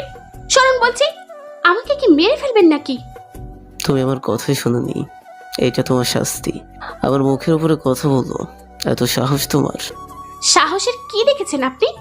সরবেন নাকি মার খাবেন? বলেই শুভকে মারতে শুরু করলো। এতে শুভর কিছুই হচ্ছে না। শুভ হেসে বলল, শুধু শুধু নিজের শক্তি অপচয় কেন করছো বলো তো? সুন্দর করে বললেই তো পারো, আমাকে ছেড়ে দাও। ছেড়ে দিন। আবার আপনি তুমি করে বলো। এইভাবে একদিনে তুমি করে বলা যায় নাকি? চাই, তুমি বলবে। ও শ্বশুরের ছেলে, ছেড়ে দাও না স্বামী। শুভ ড্যাব ড্যাব করে মুনতাহার দিকে তাকিয়ে আছে। বাপ্পা, এত সুন্দর ডায়লগ কোথা থেকে শিখেছো? শখ শিখিয়েছে। ও আমাকে বলেছিল বিয়ের পরে স্বামীকে শ্বশুরের ছেলে বলে ডাকবে। আমাকেও শিখিয়ে দিয়েছিল ডাকতে। ভালোই, বোনকে দেখতে পারোনি, আবার দুই বোন মিলে ভালোই বুদ্ধি পরামর্শ করছো। বিয়ের পরে কি করবে? তাতে আপনার কি? কিছু না, একটা চুমু দাও, তোমাকে ছেড়ে দিই। এমনটা কিন্তু কথা ছিল না। তুমি বলেছিলে তোমাকে তুমি করে বললে ছেড়ে দেবে। শুভ মুনতাহার গালে ও কপালে চুমু খেয়ে ওর উপর থেকে উঠে আসলো। মুনতাহা যেন নিজের জীবনটা ফিরে পেল। আচ্ছা মুনতাহা, কাল যে তোমার সাথে কথা বললাম না, এটা নিয়ে তোমার মনে কোনো প্রশ্ন আছে? থেকেই বা কি হবে বলুন? কাল সারা রাত ভাবলাম, তারপরে বুঝতে পারলাম আমার বাবা যা করেছে আপনাদের সাথে, এর থেকে বেশি আপনারা আমার সাথে করতে পারেন। আমি কিচ্ছু বলবো না। শুভ মুনতাহার ঠোঁটে হাত দিয়ে বলল, চুপ। আমি তোমাকে এমন ভালোবাসি, তুমি যেন অন্যদিকে মন দিতে না পারো। তোমার মন শুধু আমার কথাই ভাবে, সেজন্য আমি তোমার সাথে কথা বলিনি। কাল তুমি শুধু আমার কথাই ভেবেছো, তাই না? বলো, অন্য কথা মনে করোনি? হ্যাঁ, সত্যি তো, আমি কাল আপনার কথাই ভেবেছি। আমার বউ আমাকে কত ভালোবাসে, সারা রাত আমার কথা ভেবেছি। মুনতাহাকে জড়িয়ে ধরে বলল, মোটেও না, আমি আপনাকে একদম ভালোবাসি না। আবার আপনি করে বলবোই তো। শান্তির কথা ভুলে গেলে? আমি তো মজা করলাম। না মানে, তুমি সিরিয়াসলি নিচ্ছ কেন? এবার সঠিক পথে এসেছো বউ আমার। সরো তো। বলে শুভর থেকে নিজেকে ছাড়িয়ে উঠে ফ্রেশ হতে চলে গেল মুনতাহা। কেন যেন কয়েকটা দিন ধরে সকাল সকাল ঘুম ভেঙে যাচ্ছে শখের। কেন এমন হচ্ছে সে নিজেও জানে না। ফ্রেশ হয়ে নিচে গিয়েছিল, রুহি আবার উপরে পাঠিয়ে দিল। আয়ান ঘুমিয়ে আছে, সে কি করবে, কিছুই ভালো লাগছে না, তাই ব্যালকনিতে চলে গেল। ব্যস্ত শহরটা দেখছিল শখ, কেউ থেমে নেই, যে যার মতো নিজের কাজে ব্যস্ত। এসবই ভাবছিল শখ। তখনই সে অনুভব করলো পেছন থেকে কেউ তাকে জড়িয়ে ধরেছে। স্পর্শটা কার? এই 2 দিনে সে ঠিক চিনে। তুমি এত সকালে উঠে বসে আছো কেন? শখের কাঁধে মাথা রেখে আয়ান বলল। ঘুম ভেঙে গেল, আর ঘুম আসছিল না, তাই উঠে পড়লাম। আয়নার থেকে কোনো উত্তর আসলো না। এই মানুষটাকে নিয়ে আর পারলাম না, আবার ঘুমিয়ে গেল। শখ আয়ানকে সামনে ঘুরিয়ে নিল রুমে দিয়ে আসার জন্য। আয়ান শখের সামনে থেকে জড়িয়ে ধরে ঘুমিয়ে গেল। আজব তো, আপনি এমন করছেন কেন? ঘুমানোর হলে আপনি বিছানায় গিয়ে ঘুমন, আমি বিছানা নাকি? কথা বলো না, আমাকে ঘুমাতে দাও। তুমিও আমার তাহলে আপনার রুমের বেডটা ফেলে দিয়ে আস। ঠিকই বলেছ, আমি আজই ফেলে দিয়ে আসবো। সত্যি আপনার মাথা খারাপ হয়ে গেছে। আপনি কলেজে যাবেন না? এবার আয়ান ঘুম ঘুম চোখে তাকালো। সত্যি তো। কয়টা বাজে? যাও রেডি হয়ে নাও। আমি রেডি হয়ে কোথায় যাব? কেন? কলেজে যাব। বিয়ে হয়েছে, এখন আবার কিসের পড়াশুনো? আমি আর পড়াশুনো করব না। বলি, আর দেখেছো, সবাই বলবে আয়ানের বউ অশিক্ষিত। সামনে তোমার এইচএসসি পরীক্ষা, সেদিকে খেয়াল আছে? আজ থেকে আমি তোমাকে পড়াবো। নয় হ্যাঁ। আমি রেগে যাওয়ার আগে দৌড় দাও। কোথায় দৌড় দিব? মানুষ আমাকে পাগল বলবে। আমি কথার কথা বলেছি গাধি। তাহলে আপনি কি গাধীর জামাই? শখ তবে রে। শখে আর কে পায়, দিল এক দৌড়। দরজা খুলতেই রাফি এসে হাজির। রাফি বলল, কি গো বৌমা, কেমন আছো? একটু আসলাম তোমার খোঁজ খবর নিতে। আলহামদুলিল্লাহ, শ্বশুর আপু ভালো আছি। আপনি কেমন আছেন? রাফি বলল, ভালো নেই গো বৌমা। কেন, কি হয়েছে আপনার? আজকে আমরা আমাদের বাসায় চলে যাব, আবার কবে আসবো জানি না। সত্যি তোরা চলে যাবি? মজা করছিস না তো রাফি? তুমি কি আমার বন্ধু লাগো যে তোমার সাথে আমি মজা করতে যাব? এই কানের নিচে দিব একটা। বড়দের সাথে এটা কেমন করে কথা বলিস তুই? রাফি বলল, তুমি ছেলে নিজের বাবাকে মারবে? তোমার লজ্জা করে না? বাপরে। বলো। আমি তোকে ডাকিনি। এখনই তো বললে বাপরে। আমি ওটা অবাক হয়ে বলেছি। নিচে খেতে এসো, সবাই তোমাদের জন্য অপেক্ষা করছে। বলে রাফি চলে গেল। শখের আয়ানও গেল। সবাই খেতে বসেছে, সবাই চুপচাপ খাবার খাচ্ছে। নীরবতা ভেঙে আয়ানের বাবা বলল, আয়ান, তুমি কলেজে যাওয়ার সময় শখকে সাথে করে নিয়ে যাবে, আবার আসার সময় সাথে করে নিয়ে আসবে। সরি বাবা, আমি পারবো না। আমার আর শখের বিয়েটা পাবলিক করতে চাচ্ছি না, এতে শখের উপরে বাজে প্রভাব পড়বে। কিন্তু ও তো বাচ্চা মেয়ে, নতুন জায়গায় এসেছে, এভাবে ওকে একা পাঠানো কি উচিত? একা কেন যাবে বাবা? গাড়ি নিয়ে যাবে। আয়ানের বাবা আর কিছু বলল না, চুপচাপ খেতে লাগলো। আয়ান, আজ একটু তাড়াতাড়ি আসার চেষ্টা করিস। আজ আমি চলে যাব, তোর দুলাভাই আসবে বিকালে আমাদের নিতে। আপু এত তাড়াতাড়ি চলে যাবে কেন? আর কয়টা দিন থাকবে, তারপরে যাবে? ভাইরে, পরের ঘর কি এতই সোজা? আমি এখন অন্যের বাড়ির বউ, তোদের বাড়ির মেয়ে না, মনে রাখিস। আকাশ তাও অনেক ভালো, খুব ভাগ্য করে ওর মতো স্বামী পেয়েছি। আচ্ছা ঠিক আছে, তুমি যা ভালো মনে করো তাই করো। আমি কিছু বলবো না, আমি আসছি, আমার দেরি হয়ে যাচ্ছে। শখ খেয়ে কলেজে চলে আসবে, গাড়ি ছাড়া একদম আসবে না। বলেই চলে গেল আয়ান। আপু, আমি আজ কলেজে যাব না, তুমি চলে যাবে, তাই আজ তোমার কাছে থাকবো। পাগলি মেয়ে একটা। আমি কয়েকদিন পরে আবার আসবো, সামনে তোমার পরীক্ষা, কলেজে যেতেই হবে। মিসেস নীলিমা চৌধুরী শখের জন্য টিফিন রেডি করে দিল। নীলিমা চৌধুরী বললেন, এই নাও মা, এখানে আমি খাবার দিয়ে দিয়েছি, দুপুরে তুমি আর আয়ান খেয়ে নিও, কেমন? আচ্ছা আম্মু। বলেই শখ রেডি হয়ে কলেজের উদ্দেশ্যে বেরিয়ে পড়লো। আজ শখ শাড়ি পরে কলেজে যাচ্ছে, খুব সুন্দর করে সেজেছে। কলেজে আসতে বন্ধুরা সব শখকে ঘিরে ধরলো। কিরে নতুন বউ, কেমন আছিস? আমাদের কথা কি তোর মনে আছে? আগে যদি জানতাম মুনতাহাপুর বিয়ে না শখের বিয়ে হবে, তাহলে একটু বেশি করে খেয়ে আসতাম। এখন বিয়ে করেছিস তো জামাইকে বল আমাদের খাওয়াতে। যে শখ আয়ন স্যারকে দেখতে পারতো না, সেই শখ আজ আয়ন স্যারের বউ। সবাই জানলে ছোটখাটো একটা হার্ট অ্যাটাক করবে। আয়ন স্যারের বিয়ে হয়ে গেছে শুনলে। ওর সাথে কোনো কথা নেই, আমি ছিলাম না আর বিয়ে করে নিয়েছিস। ওকে বলেছিলাম ওর স্বামী জুতা চুরি করে 50,000 টাকা আদায় করে নেব, তার হলো না। কথা বলবো না আর তোর সাথে। আপনারা কারা? আমি কি কোনোভাবে আপনাদের চিনি? কোনোদিন দেখেছি বলে তো মনে হয় না, আবার খুব চেনা চেনা লাগছে। কোথায় যেন আপনাদের দেখেছি বলে মনে হচ্ছে। সবাই মিলে একসাথে বলে উঠলো, শখের বাচ্চা। ভাগ্যিস আমার বাচ্চাকে ডেকেছেন আপনারা, আমাকে ডাকেননি। সবাই শখের দিকে তেড়ে আসলে শোক দৌড় দেয়। অবশেষে আয়েশা শখকে ধরে ফেললে। কি রে, এখন কোথায় পালাবি? তোকে আজ পেয়েছি। আমাকে কিছু বলিস না, তোরা যা বলবি আমি তাই শুনবো। বেশি কিছু না, তোর বাসর রাতের গল্প শোনালেই হবে। শুনবি? তাহলে শোন। বাসরাতের স্যার আমাকে থাপ্পড় মেরেছিল আয়েশের কথা বলার জন্য। সবাই শখের কথা শুনে হেসে উঠল। আহারে শখ বেচারি, বাসর রাতে বরের হাতে মার খেয়েছে রে। আমাকে নিয়ে মজা নিচ্ছিস? তোর কপালেও এমন হবে শাকচুন্নি। শকুনের দোয়ায় কখনো গরু মরে না। তুই আমাকে শকুন? তার থেকে খারাপ কিছু থাকলে ওটা তুই শকুন, তোর জামাই শকুন, তোর বাচ্চা শকুন, তোর 14 গোষ্ঠী শকুন। সাবধানে কথা ক, অযথা মিথ্যা গুজব ছড়াবি না। সাবধানে কথা। শখের বাচ্চা, আয়েশার বাচ্চা। তোরা কি শুরু করলি বলতো? কতদিন পরে সবাই মিলে দেখা করলাম, একটু মজা করব, তা না ঝগড়া শুরু করে দিয়েছিস। তুই একদম ঠিক বলেছিস আমান, একটু জমে আড্ডা দিব, তা না করে অসভ্যের দলগুলো ঝগড়া শুরু করে দিয়েছে। এখন আয়ানসারের ক্লাস, চল ক্লাস করে জমি আড্ডা হবে। সবাই মিলে বলল, ওকে চল। সবাই ক্লাসে চলে গেল। শখ ক্লাসে আসতেই নতুন ছেলেটি শখকে বলল, শখ, শাড়িতে তোমাকে অনেক সুন্দর লাগছে, দেখো সবাই তোমার দিকে তাকিয়ে আছে। ধন্যবাদ, নিজের জায়গায় গিয়ে বসো, স্যার আসবে। ছেলেটি বলল, ঠিক আছে। যে যার মতো বসে পড়ল। আয়ন রুমে আসতেই শখকে দেখে রেগে গেল। কে বলেছে ওকে এত সুন্দর করে কলেজে আসতে? সবাই কেমন করে তাকিয়ে আছে? ওর সাহস কি করে হয় ওই ছেলের সাথে কথা বলার? আগে বাসায় যাই, তারপরে তোমার খবর আছে।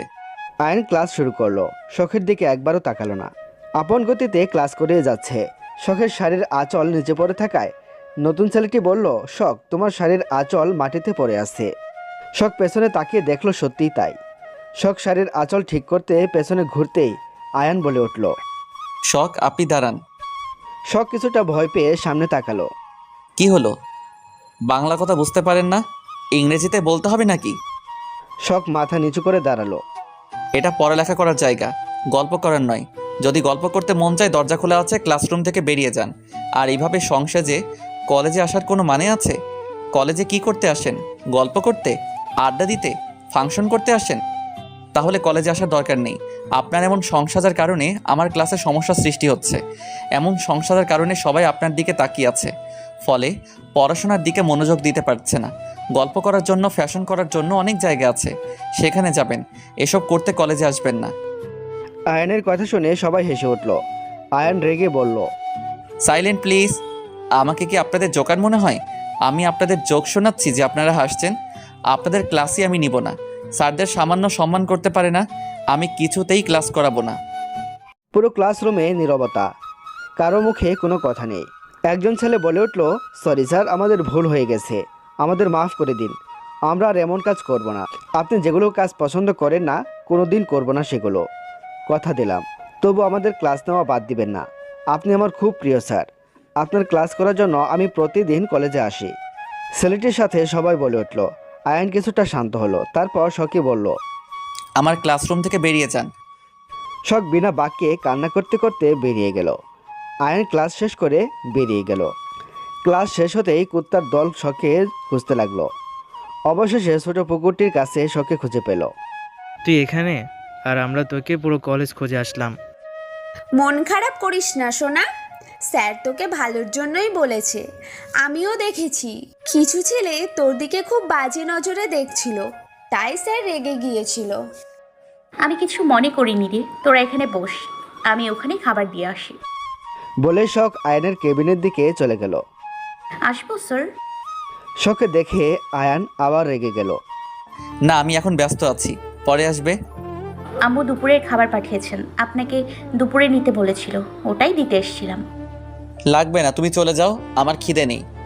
শখ তবুও ভেতরে গিয়ে আয়নের টেবিলে খাবার রেখে চলে আসছিল। দরজার কাছে আসতেই আয়ন বলল, তুমি জানো না এক কথা বারবার বলতে আমি পছন্দ করি না? তোমার সাহস হয় কী করে আমার কথা অমান্য করার? যাও, খাবার নিয়ে যাও। কিছুটা ধমক দিয়ে বলল। শখ ভয় পেয়ে কেঁপে উঠেছে। এতটা রেগে যেতে কোনোদিন আয়ানকে দেখেনি সে।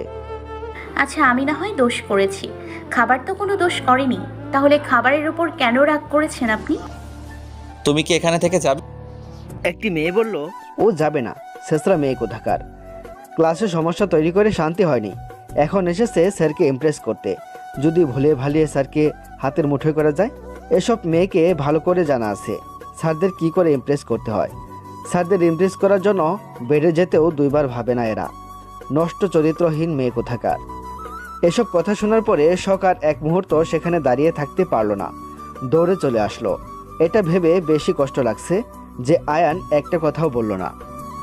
শখ চলে যাওয়ার সাথে সাথে আয়ান মেয়েটির গলা টিপে ধরল। তোর সাহস কি করে হয় আমার শখকে নষ্টা চরিত্রহীন মেয়ে বলার? তুই নিজে কি সেটা আগে ভাব। মেয়েটি বলল, স্যার আপনি ওই নষ্ট মেয়ের জন্য আমাকে মারলেন। আয়ন এবার রেগে মেয়েটির গালে থাপ্পড় বসিয়ে দিল। শখকে নিয়ে যদি আপনি আর একটা কথা বলেছেন, আপনাকে এখানেই শেষ করে দিব। আপনি ভাবতেও পারবেন না আমি আয়ান রেগে গেলে কি কি করতে পারি। মেয়েটি বলল, আপনি জানেন আমি চাইলে আপনার নামে মামলা করতে পারি। একটা ছাত্রীর জন্য এত টান এত দরদ কিসের আপনার? আর হবেই বা না কেন? বাজে মেয়েটা ঠিক আপনাকে ইমপ্রেস করে নিয়েছে। Enough is enough. কাকে তুমি বাজে মেয়ে বলছো? তুমি যাকে বাজে মেয়ে বলেছো সে আমার স্ত্রী। আমি তোমাকে শেষবারের মতো বলছি, শখকে নিয়ে বাজে কথা বলা বন্ধ করো। মেয়েটি বলল, স্যার আপনি বিয়ে করেছেন, তাও আবার শখকে, যাকে দুই চোখে দেখতে পারেন না। এটাও আমাকে বিশ্বাস করতে হবে? আমাদের কি বোকা ভেবেছেন? সব কিছুর কৈফিয়ত আমি তোমাদের দিব না। তোমরা আমার টিচার নাকি আমি তোমাদের টিচার? আজই কলেজে শেষ দিন তোমার, আমার সামনে থেকে সরে যাও। চিৎকার করে বলে উঠল। ভয়ে সবাই বেরিয়ে আসলো। যাওয়ার আগে মেয়েটি বলল, আপনাকে দেখে নিব স্যার। আয়ান হালকা হাসলো। 1 ঘন্টা পরে মেয়েটির বাবা মা আসলো। কলেজের সামান্য একটা টিচার হয়ে তোমার সাহস কি করে হয় আমার মেয়েকে মারার? আবার আমার মেয়েকে কলেজ থেকে রাস্ট্রিকেট করা হলো কেন? আপনার মেয়ে অন্যায় করেছে, তাই তার শাস্তি সে পেয়েছে। আপনার মেয়েকে আমি যে এখনো আস্ত রেখেছি, এটাই আপনাদের ভাগ্য ভালো। আয়ন, তুমি জানো তুমি কার সাথে কথা বলছো? আমি তোমাকে শেষ করে ফেলবো। হ্যাঁ আমি জানি, আমি একজন অবৈধ ব্যবসায়িকের সাথে কথা বলছি। দেখবেন ভিডিও সহ প্রমাণ আছে। বলে আয়ন একটা ভিডিও বের করে দেখালো। ভিডিওটি দেখে লোকটি ঘামতে শুরু করলো। এটা তুমি কোথায় পেলে? আপনি যেভাবে সব কিছু না জেনে আপনার মেয়ের কথা শুনে আমার বিচার করতে এসেছেন, আপনি যা খুশি করতে পারেন, মামলা করবেন না কি করবেন করেন, আই ডোন্ট কেয়ার। আর এই যে আপনি আমার ওয়াইফকে চরিত্রহীন বললেন না, দাঁড়ান আপনাকে একটা ভিডিও ফুটেজ দেখাই। বলেই আয়ন একটা ভিডিও বের করে দিল, যা সিসি ক্যামেরাতে স্পষ্ট দেখা যাচ্ছে মেয়েটি একটি ছেলের সাথে অশ্লীল কাজ করছে। ভিডিওটি দেখে মেয়েটির বাবা মা চোখ বন্ধ করে ফেলল। মেয়েটি মাথা নিচু করে ফেলল। তুমি নিজের চরিত্রহীন নষ্ট মেয়ে হয়ে আমার ওয়াইফকে এসব বাজে কথা বলার মতো দুঃসাহস পেলে কোথায় থেকে? আমি কাউকে কষ্ট দিতে চাই না বা কারো দুর্বলতাতে আঘাত করতে পছন্দ করি না, কিন্তু তুমি আমার কলিজাতে আঘাত করেছো, এর শাস্তি তো আমাকে পেতেই হবে। এর পরিণাম যে আরও কত খারাপ হতে পারে তুমি নিজেও জানো না। মেয়েটি বলল, প্লিজ স্যার, আমার ভুল হয়ে গেছে। আমি জানতাম না শখ আপনার বউ। যদি জানতাম কোনোদিন এসব কথা বলতাম না। দয়া করে আমাদের সম্মানটা নষ্ট করে দিবেন না। তার মানে আমার বউ হলে বলবেন না আর অন্য কেউ হলে বলবে, তাই তো? আজ শখকে বলেছেন, কাল হয়তো অন্য কাউকে বলবেন। আইন বাবা, তুমি শান্ত হও। আমার মেয়ে একটা ভুল করে ফেলেছে, বাচ্চা মেয়ে, তুমি ওকে মাফ করে দাও। আপনার মেয়ে তো বাচ্চা, আপনি তো আর বাচ্চা না। ছোটরা ভুল করলে ওটা ভুল, তাকে বুঝিয়ে বলতে হয়। ছোটদের মাফ করা যায়, কিন্তু বড়রা ভুল করলে ওটা ভুল নয়, ওটা অন্যায়। এখন বলেন আপনাকে কি শাস্তি দিব? আমাকে একটা সুযোগ দাও আয়ান, কথা দিলাম ভালো হয়ে যাব। আল্লাহর কাছে তওবা করে আল্লাহর পথে ফিরে আসব। যে কয়দিন বেঁচে আছি আল্লাহর ইবাদত করে কাটিয়ে দেব। তোমাকে আমি কথা দিলাম। আপনি সত্যি বলছেন? একদম সত্য। তোমার বিশ্বাস না হলে তুমি আমার উপরে নজর রাখতে পারো। ঠিক আছে, যে ভালো হতে চায় তাকে একটা সুযোগ দেওয়া যায়। আপনি আপনার মেয়েকে নিয়ে এখনই চলে যান। লোকটি তার মেয়ের চুল ধরে টানতে টানতে নিয়ে চলে গেল। এদিকে শখ কলেজ থেকে এসে রুমে গিয়েছে, আর বের হয়নি। দুপুর থেকে কান্না করেই যাচ্ছে। রুহি এসেছিল, কোনো রকম বুঝিয়ে রুহিকে তাড়িয়ে দিয়েছে। সারাদিনের ক্লান্তি নিয়ে আয়ান বাসায় ফিরল। শখ রুমে বসেছিল। শখের সাথে কোনো কথা না বলে ওয়াশরুমে চলে গেল আয়ান। ফ্রেশ হয়ে এসে খাবার খেয়ে নিল। আয়ানকে দেখে এখন শখের খুব রাগ হচ্ছে, থাকতে ইচ্ছে করছে না। এই মানুষটার সাথে এক রুমে থাকতে ইচ্ছে করছে না তার। শখ উঠে চলে যেতে লাগলে আয়ান বলল, দাঁড়াও। আয়নের কথায় পাত্তা না দিয়ে শখ সামনের দিকে এগোতে লাগলো। আয়ন উঠে গিয়ে শখের হাত ধরে নিজের দিকে ঘোরালো। কলেজে শাড়ি পরে তোমাকে কে যেতে বলেছিল? তোমাকে না বলেছি বোরকা পরে বাইরে চলাফেরা করবে? পর্দাতেই নারী সৌন্দর্য। তোমাকে আমি নিষেধ করার পরেও কেন আমার কথা অমান্য করলে তুমি? আমাকে কেউ গাদা গাদা বোরকা কিনে দিয়েছে, আমি সেটা পরে যাব? শাড়ি ছাড়া কিছুই নেই আমার। ভাগ্যিস মনে করে আমার সালোয়ার কামিজগুলো এনেছিলাম, এখন শান্তিতে পরতে পারছি। বলে শখ হাত ঝাড়ি দিয়ে সরিয়ে দিল। বাপরে, বউ কি রাগ করেছে? এখন কি করব আমি? আয়ন কিছু একটা ভাবলো। শখ বিছানায় শুয়ে কান্না করছে। আয়ন গিয়ে শখের পাশে শুয়ে পড়ল। কি হলো, এভাবে কান্না করছো কেন?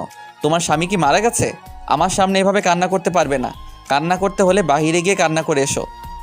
শখ রেগে কান্না করতে করতে বলল, আপনার বউ মরে গেছে, আমি তো বাইরে যাচ্ছিলাম। আমি কি কাউকে বলেছিলাম আমাকে ধরে রাখুন? বলে উঠে বেলকনিতে চলে গেল শখ।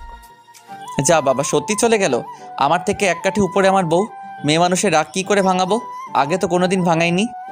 আয়ন উঠে গিয়ে শখের হাতের ভাঁজে হাত রেখে পেছন থেকে জড়িয়ে ধরল। শখ রেগে আয়নকে সরানোর জন্য উঠে পড়ে লাগলো, কিন্তু আয়নের শক্তির কাছে সে ব্যর্থ। কি হচ্ছে এটা কি? ছাড়ুন আমাকে, একদম আমার কাছে আসবেন না, খবর খারাপ হয়ে যাবে। আমার মতো বাজে মেয়ের কাছে কেন আসছেন?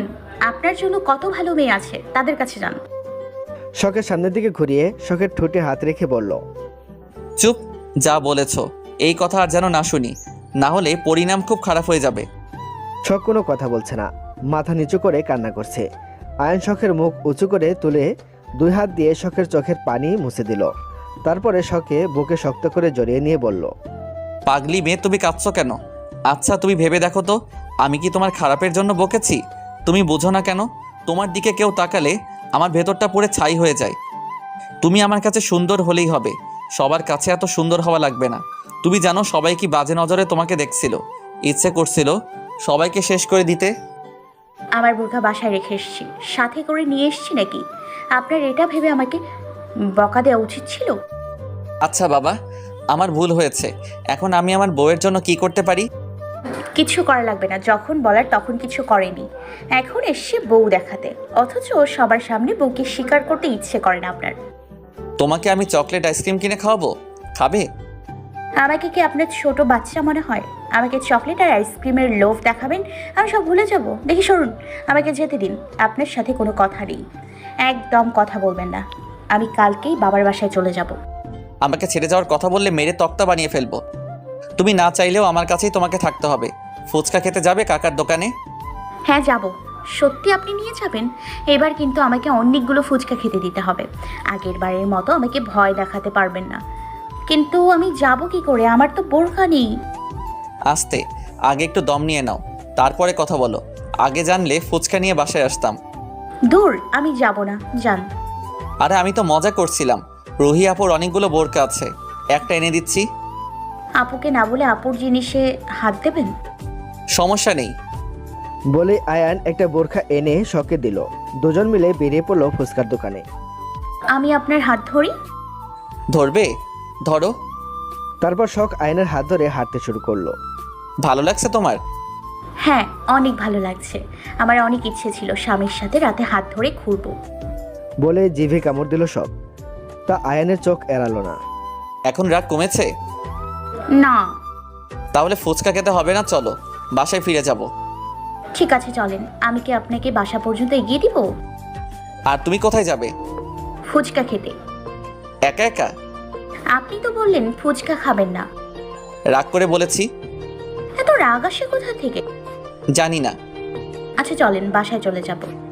বলে শখ বাসার দিকে ঘুরলো। আরে আরে কি করছো? আমি এমনি বলেছি চলো। যাব না, আপনি যান। হাত ছেড়ে দিলে কেন? এত রাগ করো কেন? বলে শখের হাত শক্ত করে ধরে নিয়ে হাঁটা শুরু করলো। আসসালামু আলাইকুম কাকা, কেমন আছেন? ওয়ালাইকুম আসসালাম। আরে আইন বাবা যে, আজও তোমার ছাত্রীর সাথে ফুচকা খেতে এসেছো? আয়ন একটু লজ্জা পেয়ে বলল, কি কাকা, যখন ছাত্রী ছিল তখন বৌমা বানিয়ে দিয়েছিলেন, আর এখন বৌমা হয়ে গেছে আর আপনি ছাত্রী বানিয়ে দিচ্ছেন? সত্যি কথা বলছো আইন বাবা, তুমি বিয়ে করেছো? হ্যাঁ কাকা সত্যি, বিশ্বাস না হলে ওকে জিজ্ঞাসা করেন। কি মা, আইন বাবা কি সত্যি কথা বলেছে? জি মামা, সত্যি কথা বলছেন উনি। কি আমার কথা মিলল তো? আমি বলেছিলাম না, কার ভাগ্যে কে আছে তা কেউ বলতে পারে না। হ্যাঁ গো মামা, আমার জীবনটা শেষ হয়ে গেল। কালকে আপনি আর আমি কচু গাছের সাথে গলায় দড়ি দিব।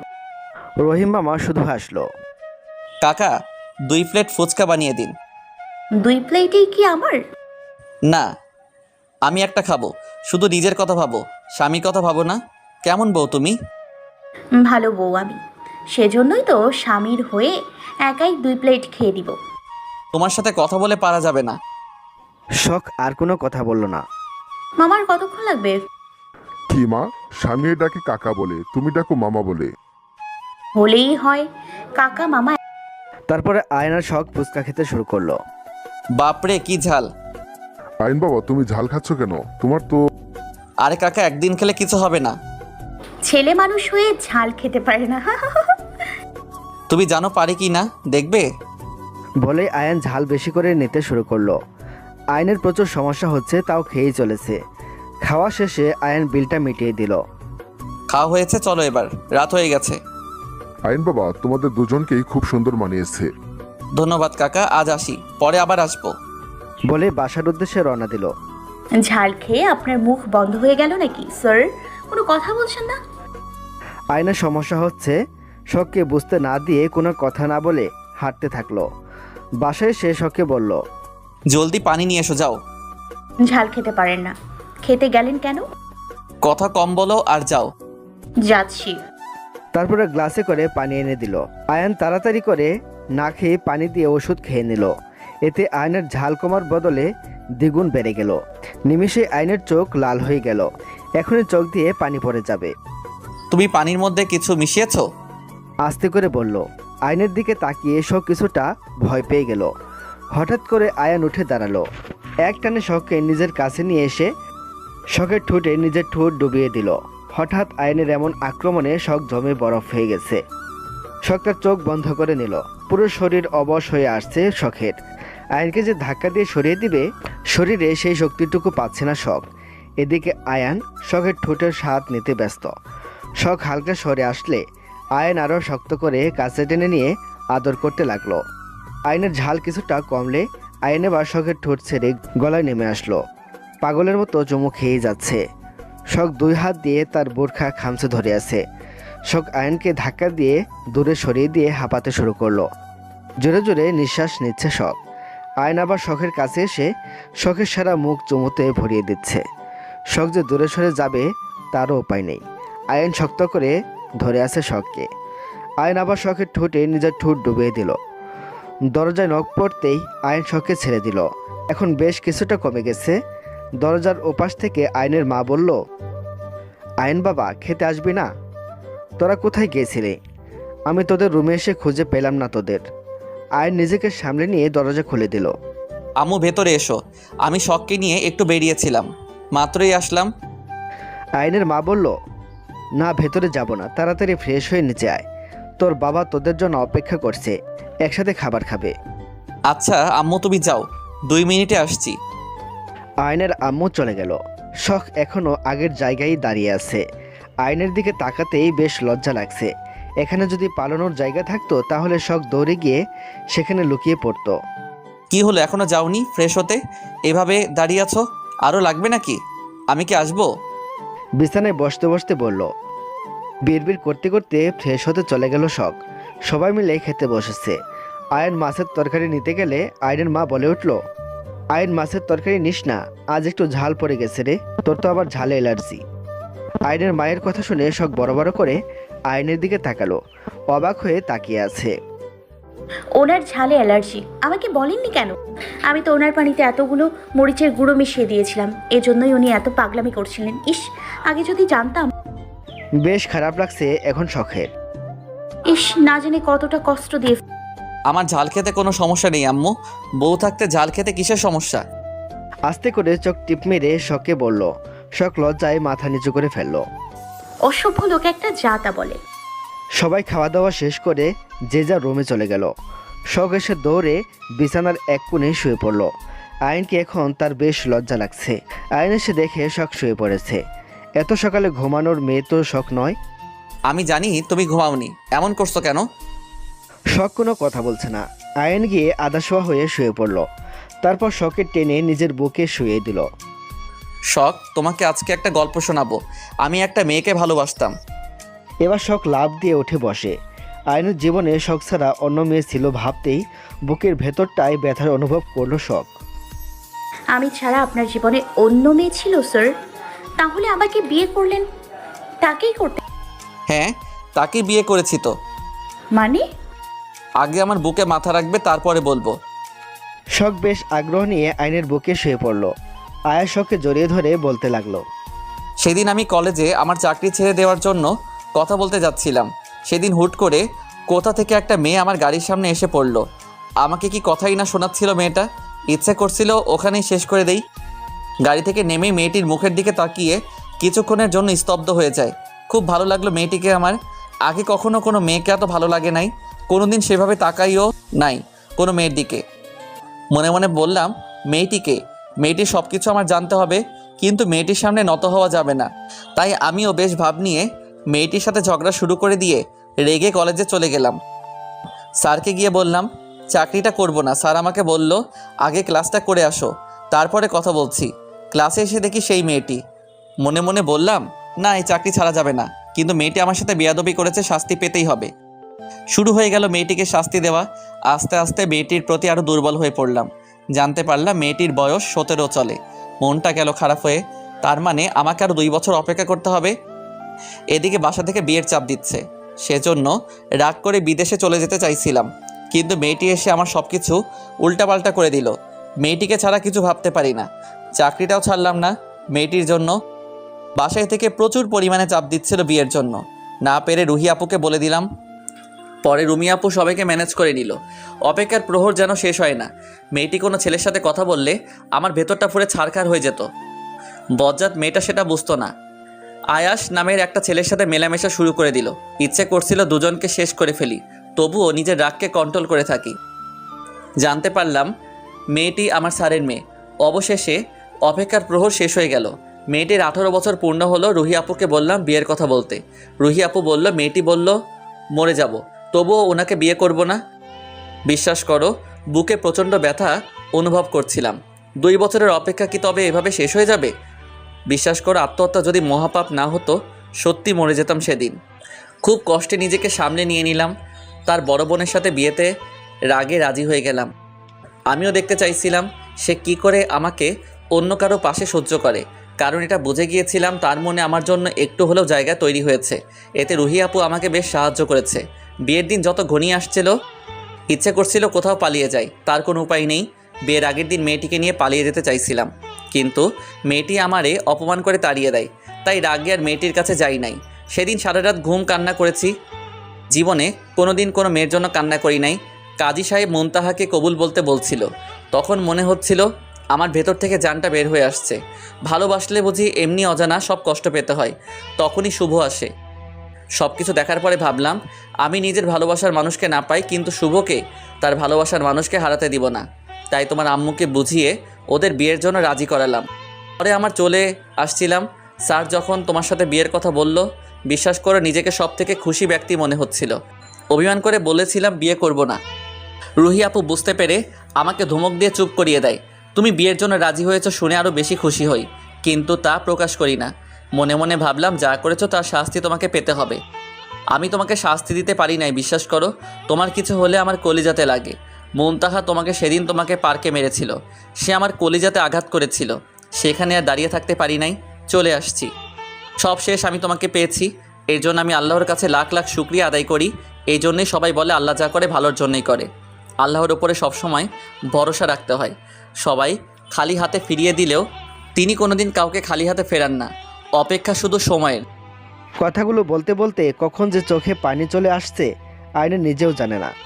শখ আয়নের কথাগুলো শুনে কান্না করতে শুরু করে দিয়েছে। তার আর বুঝতে বাকি নেই মেয়েটিকে, যে মানুষটা তাকে পাগলের মতো ভালোবাসে আর সেই মানুষটাকেই এতটা কষ্ট দিয়েছে। এখন খুব আফসোস হচ্ছে শখের। আয়ানকে শক্ত করে জড়িয়ে ধরে কান্না করছে শখ। প্লিজ আমাকে ক্ষমা করে দিন, আমার জন্য আপনি অনেক কষ্ট পেয়েছেন। আপনাকে আমি অনেক কষ্ট দিয়েছি। দূর পাগলি, ভালোবাসায় যদি কষ্ট না থাকে তাহলে সেটা কিসের ভালোবাসা হলো? তুমি আমার সাথে থাকলে, একটু ভালোবাসলে আমি সব কষ্ট ভুলে যাই। আমি তোমাকে এত বকাবকি করে অপমান করি, তাও তুমি আমাকে কাছে থাকো কেন? আমাকে ছেড়ে চলে যাও না কেন? জানি না। আমিও জানি না। কথা দিলাম আপনাকে আর কখনো কষ্ট পেতে দিব না। আমার সবটুকু দিয়ে চেষ্টা করব আপনাকে ভালো রাখার। আমাকে কোনোদিন ছেড়ে যাবে না, সারা জীবন আমার পাশে থেকো। আমার আর কিছু লাগবে না, আমি এতেই খুশি। শখ একটা জিনিস দেখবে। কি কথা? ওয়েট, দেখাচ্ছি। বলেই ফোন বের করে শখের বিভিন্ন ছবি দেখাতে লাগলো আয়ান। এ কি, এসব তো আমার ছবি, আপনি পেলেন কোথায়? আর এই ছবি বা কে তুলে দিয়েছে? আপনার ফোনে তো আমার ছবি দিয়ে ভরা। হ্যাঁ, আমি সবসময় ফলো করতাম। আমার যখন খুব ভালো লাগতো আমি তোমার ছবি তুলতাম। এটা তো ফুচকা খেতে যাওয়ার সময়। এটা কি তুললো? এটা আপনাদের বাসায়, এটা কি তুললো? বাসারটা আমি তুলেছি, রাস্তারটা শুভ তুলে দিয়েছে। শুভ সব কিছু জানে, ও আমাকে অনেক সাহায্য করেছে। মানুষ কতটা ভালো হতে পারে তা আপনাকে না দেখলে কেউ বুঝতে পারবে না স্যার। সত্যি আমি খুব ভাগ্যবান, আপনার মতো একজন মানুষ পেয়েছি। বেশি পাম দিও না, ফুলে ফেটে যেতে পারি। শখ কান্না করছিল, শখকে হাসানোর জন্য বলল, আপনার মনে হয় আমি পাম দিচ্ছি? আপনার সাথে কথা নেই। না বললে নেই, এখন আর আমার ভয় নেই। আপনি তো সেই বাজে লোক। আমি জানি। কচু জানেন আপনি? তুমি না রাগ করেছো, কথা বলবে না বললে? আমার স্বামী, আমি যা ইচ্ছা যা খুশি করব, তাতে আপনার কি? শখ জানো, এই জন্যই তোমাকে আমার বেশি ভালো লাগে। তুমি রাগ করে বেশিক্ষণ থাকতে পারো না, আবার বেশিক্ষণ কথা না বলেও থাকতে পারো না। এটা আমার খুব বেশি ভালো লাগে। এটা সত্যি কথা স্যার, আমি কারোর উপরে বেশিক্ষণ রাগ করে থাকতে পারি না। অনেক কথা হয়েছে, এখন ঘুমিয়ে পড়ো, সকালে উঠতে হবে। তারপর আয়ান শখকে শক্ত করে জড়িয়ে ধরে ঘুমিয়ে পড়ল। পরের দিন সকালবেলা শখ ঘুম থেকে উঠে দেখলো আয়ান পাশে নেই। চারিদিকে চোখ বুলিয়ে দেখলো কোথাও নেই। কি ব্যাপার, বজ্জাত স্যার গেল কোথায় সকাল সকাল? ম্যাডাম, আপনার ঘুম হয়েছে? উঠে ফ্রেশ হয়ে রেডি হয়ে নিন, কলেজে যেতে হবে। আপনি কোথায় গিয়েছিলেন এত সকাল? আমার আরেকটা বউ আছে, ওর সাথে একটু দেখা করতে গিয়েছিলাম। কি বললেন? তোমার জন্য কিছু জামা কাপড় আর বোরকা কিনে নিয়ে আসলাম। আমার এসব লাগবে না, আপনার আরেকটা বউ আছে, ওনাকে গিয়ে দিয়ে আসুন। আচ্ছা তাহলে গেলাম, থাকো। আরে আরে, কোথায় যাচ্ছেন? বউয়ের কাছে। কো- তোমাকে রান্না করে খাওয়াবো। আমি কিছু খাই না। কথা কম বলে রেডি হয়ে নিচে আসো। তারপরে দুজন মিলে রেডি হয়ে বেরিয়ে পড়ল। ওইদিকে কোথায় যাচ্ছ? কেন, কলেজে। হ্যাঁ, তো ওইদিকে যাচ্ছ কেন? ভুলে গেলেন আমরা আলাদা যাই? যেতে হবে না, চলো আজ থেকে আমার সাথে যাবে। আয়নের কপালে হাত দিয়ে শখ বলল, আপনার শরীর ঠিক আছে তো? হঠাৎ করে আজ আপনার কি হয়ে গেল? কিছু হয়নি, কথা কম বলো, তাড়াতাড়ি চলো, দেরি হয়ে যাবে। যাব না আপনার সাথে। বলেই চলে যেতে লাগলে আয়ান হাত ধরে টেনে নিয়ে গাড়িতে বসিয়ে দিল। কি হলো, বললাম না আপনার সাথে যাব না? আপনি সাথে করে নিয়ে যাবেন, সবার সামনে আপনার জনপ্রিয়তা কমে যাবে। আয়ান রেগে শখের দিকে তাকালো। খুব বেশি কথা হয়েছে তোমার, তাই না? শখ আর কোনো কথা বলল না। অর্ধেক রাস্তায় এসে আয়ান বলল, কি হলো, কথা বলছো না যে? কথা বললেও দোষ, আবার কথা না বললেও দোষ, যত দোষ সব আমার। বাপরে, বউয়ের কি রাগ হয়ে গেছে? কিসের বউ? আমি আপনার ছাত্রী, আসতে বলুন, সবাই শুনে ফেল। শখের কথায় আয়ান হালকা হাসলো। কলেজে এসে আয়ান শখে নামিয়ে দিতেই সবাই শখের দিকে কেমন করে তাকিয়ে আছে। প্রথমে শখ পাত্তা না দিলেও এখন বেশ অস্বস্তি হচ্ছে। শখে দেখলেই সবাই দূরে সরে যাচ্ছে, নিজেদের মধ্যে কী সব বলাবলি করছে। আয়েশা বলল, আসসালামু আলাইকুম ম্যাডাম, স্যারের বউ কেমন আছেন? পেছন থেকে বলল আয়েশা। ওয়ালাইকুম আসসালাম, আলহামদুলিল্লাহ ভালো আছি। এভাবে কথা বলছিস কেন? আয়েশা বলল, তাহলে কিভাবে বলবো? তোর সাথে খারাপ করে কথা বল ওই মেয়েটার মতো কলেজ ছাড়া হতে হবে। মানে? মানেটা খুব সহজ। কালকে নাকি আমাদের ক্লাসের একটা মেয়ে তোকে খুব অপমান করেছে, বাজে কথা। আয়ান স্যার তাকে রাস্টিকেট করে দিয়েছে কলেজ থেকে, আর এটাও বলে দিয়েছে তুই তার স্ত্রী। পরবর্তীতে কেউ যেন তোকে বাজে কথা না শোনায়। যদি কেউ এমন দুঃসাহস দেখায় তার শাস্তি খুব খারাপ হবে। এটা বলে কালকে কলেজ থেকে হন করে বেরিয়ে গেছে। কাল স্যার খুব রেগেছিলেন, সবাই খুব ভয় পেয়েছে।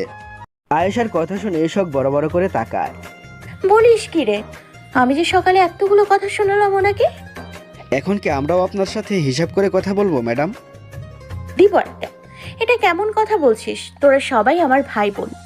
আমি আগেও তোদের কাছে যেমন ছিলাম এখনো তেমনই আছি। আমার বলল, ধুর, আমি ভয় পাই নাকি? শখ আগে আমার কাছে যেমন, এখন আমি শখের সাথে তেমনই করব। ওইসব স্যারের বউটাও মানতে পারবো না। ঠিক বলেছিস, ও স্যারের বউ হয়েছে তো কি হয়েছে, স্যারের বলে আলাদা করে সম্মান করতে পারবো না। এখন শখ আমাদের সবাইকে খাওয়ার ব্যবস্থা। কাব্যের কথা শুনে সবাই মিলে একসাথে হেসে দিল।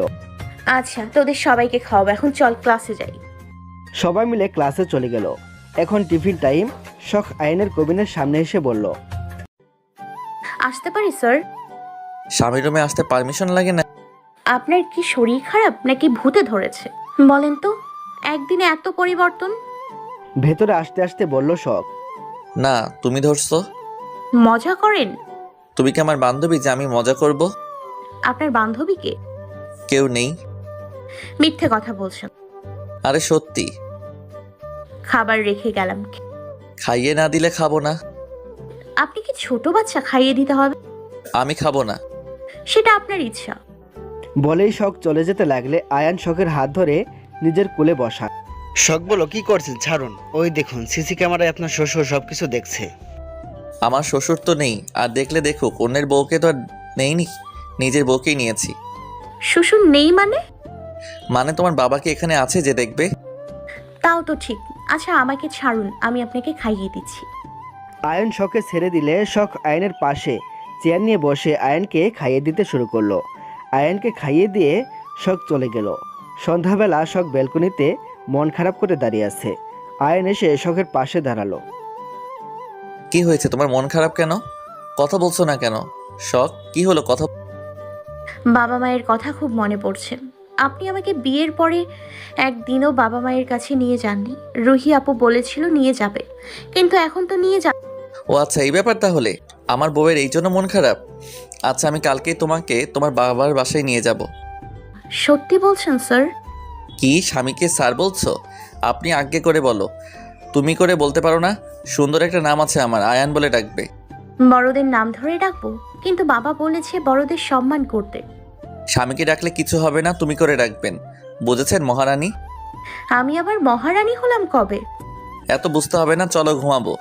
তো আপনি ঘুমান, আমাকে ডাকছেন কেন? তোমাকে ছাড়া ঘুম আসে না। ঢং, এতদিন কি করে ঘুমিয়েছে? এতদিন বউ ছিল না, এখন বউ হয়েছে। বলে শখকে কোলে তুলে নিয়ে রুমে গেল। নামান আমাকে। আপনি সব সময় শুধু আমাকে কোলে তুলে নেন কেন? আমার বউ, আমার ইচ্ছে, আর একটা কথাও না।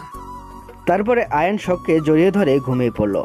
শখের কেন জানি ঘুম আসছে না, কয়টা দিন ধরে ভালো লাগছে না। অজানা কষ্ট খুব করে কষ্ট দিচ্ছে শখকে, কাউকে কিছু বলতেও পারছে না। এসব ভাবতে ভাবতে কখন যে ঘুমিয়ে গেছে সে নিজেও জানে না। পরের দিন সকালে আয়ান ও শখ আয়নের বাবা মার কাছ থেকে বিদায় নিয়ে বেরিয়ে পড়ল। দরজায় কলিং বেল বাজতেই শখের আম্মু এসে দরজা খুলে দিল। শখকে দেখে খুশি হলো।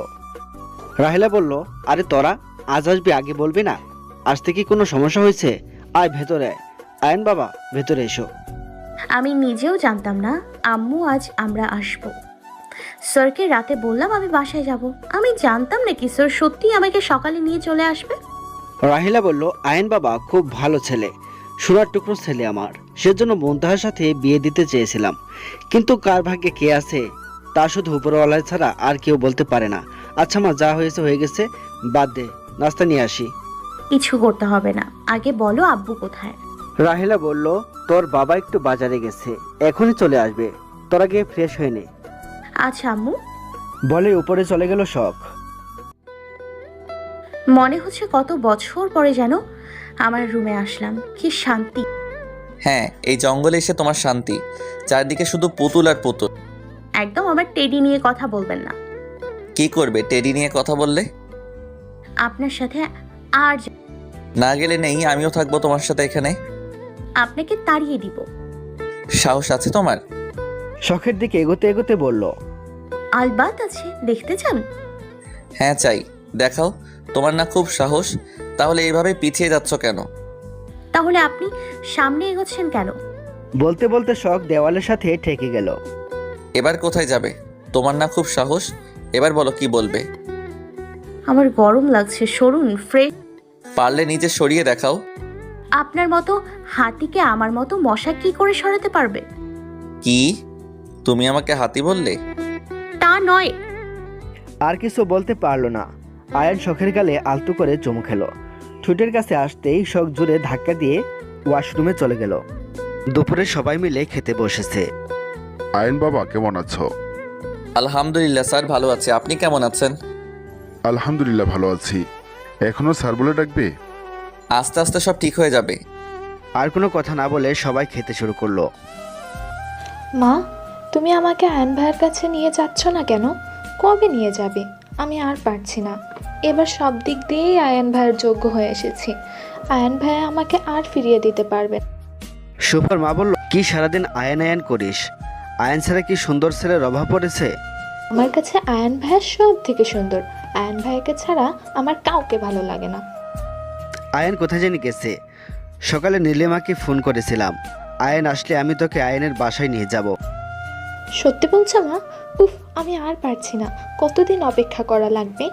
ভাইয়ার বিয়ে না হলে সেদিনই চলে যেতাম। কানের মাথা খাস না, যা গিয়ে দেখ মুনতাহা কি করছে। মেয়েটা রুম থেকে বের হয় না, মন খারাপ করে থাকে। কি যে হয়েছে কিছু বলছেও না। তখনই মুনতাহা রুম থেকে বেরিয়ে আসলো। কি হয়েছে আম্মু? তুমি আসছো?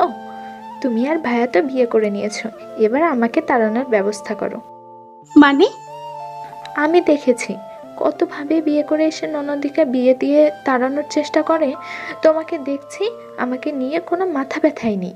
নিজে তো ভালোবাসার মানুষকে পেয়ে গেলে, এবার আমার ভালোবাসার মানুষকে পাইয়ে দেওয়ার ব্যবস্থা করে দাও তো ভাবিমনি। তুমি কাকে ভালোবাসো আপু? শুভর মা বলল, আরে আর বলো না, ছোটবেলা থেকে আমার মেয়েটা পাগল। কার জন্য আম্মু? বলতে পারলো না, তার আগে শুভর বাবা চলে আসলো। এখানে কি হচ্ছে? শুভর মা বলল, কি হচ্ছে দেখতে পাচ্ছ না? আমরা সবাই মিলে গল্প করছি। আমি কি তোমাদের সাথে যোগদান করতে পারি? কেন পারবে না আব্বু? তুমিও শুরু করে দাও। তারপরে সবাই মিলে গল্প করা শুরু করলো। সন্ধ্যাবেলা শখ কালো রঙের শাড়ি পরে বেলকনিতে ফুল গাছে পানি দিচ্ছিল। আয়ন দুপুরে খেয়ে বেরিয়েছে। এখনও শখের বাসায় আসার নাম নেই। আকাশের অবস্থা খুব খারাপ, যে কোনো সময় বৃষ্টি শুরু হবে। বৃষ্টি হলে ভালোই হবে, ভিজতে পারবো। স্যার থাকলে বৃষ্টিতে ভিজতে। এসব ভাবতে ভাবতে হালকা বৃষ্টি পড়তে শুরু করলো। আস্তে আস্তে বৃষ্টির গতি বেড়ে যেতে শুরু করলো। শখ আর নিজেকে দমিয়ে রাখতে পারলো না। দৌড়ে ছাদের দিকে যাবে, দরজার সামনে আসতেই আয়ন হাজির। এভাবে দৌড়ে কোথায় যাচ্ছিলে? মানে আপনার কাছেই তো, আপনাকে আসতে দেখে দৌড়ে যাচ্ছিলাম। খুব সুন্দর মিথ্যা কথা। বাকি মিথ্যা কথা কালকে শুনবো, এখন আপাতত সত্যি কথাটা বললেই হবে। ছাদে যাচ্ছিলাম। বাহ, এই তো বউ সোজা পথে এসেছো। ছাদে যাচ্ছিলে কি করতে? বৃষ্টিতে ভিজতে? এখন বৃষ্টিতে ভেজা যাবে না, জ্বর এসে যাবে। সো এইসব আশা বাদ দিয়ে দাও। আমি জানতাম আপনি যে যেতে দেবেন না। আপনি যে দুপুর থেকে ঘুরে ঘুরে বেড়াচ্ছেন। কি কিছু বলেছি? আমি তো আপনার মতো টই টই করে ঘুরে বেড়াতে যাচ্ছি না, একটু ভিজে চলে আসবো। এত ভেজা লাগবে না। আর তুমি শাড়ি পরেছো কেন? বাসায় কি কেউ আসবে? সত্যি করে বলো, কার জন্য পরেছো? আপনার সতীনের জন্য পড়েছি। আমার আরো 10টা জামাই আছে, ওরাই আর কি দেখতে আসবে, তাদের জন্য সেজেগুজে বসে আছে। শখ? গরুর মতো চিৎকার করছেন কেন? বাজে কথা বলো কেন? তুমি আমার বউ, আমার জন্য সাজবে। হ্যাঁ, আমি আপনার বউ আর আপনার জন্যই সেজেছি।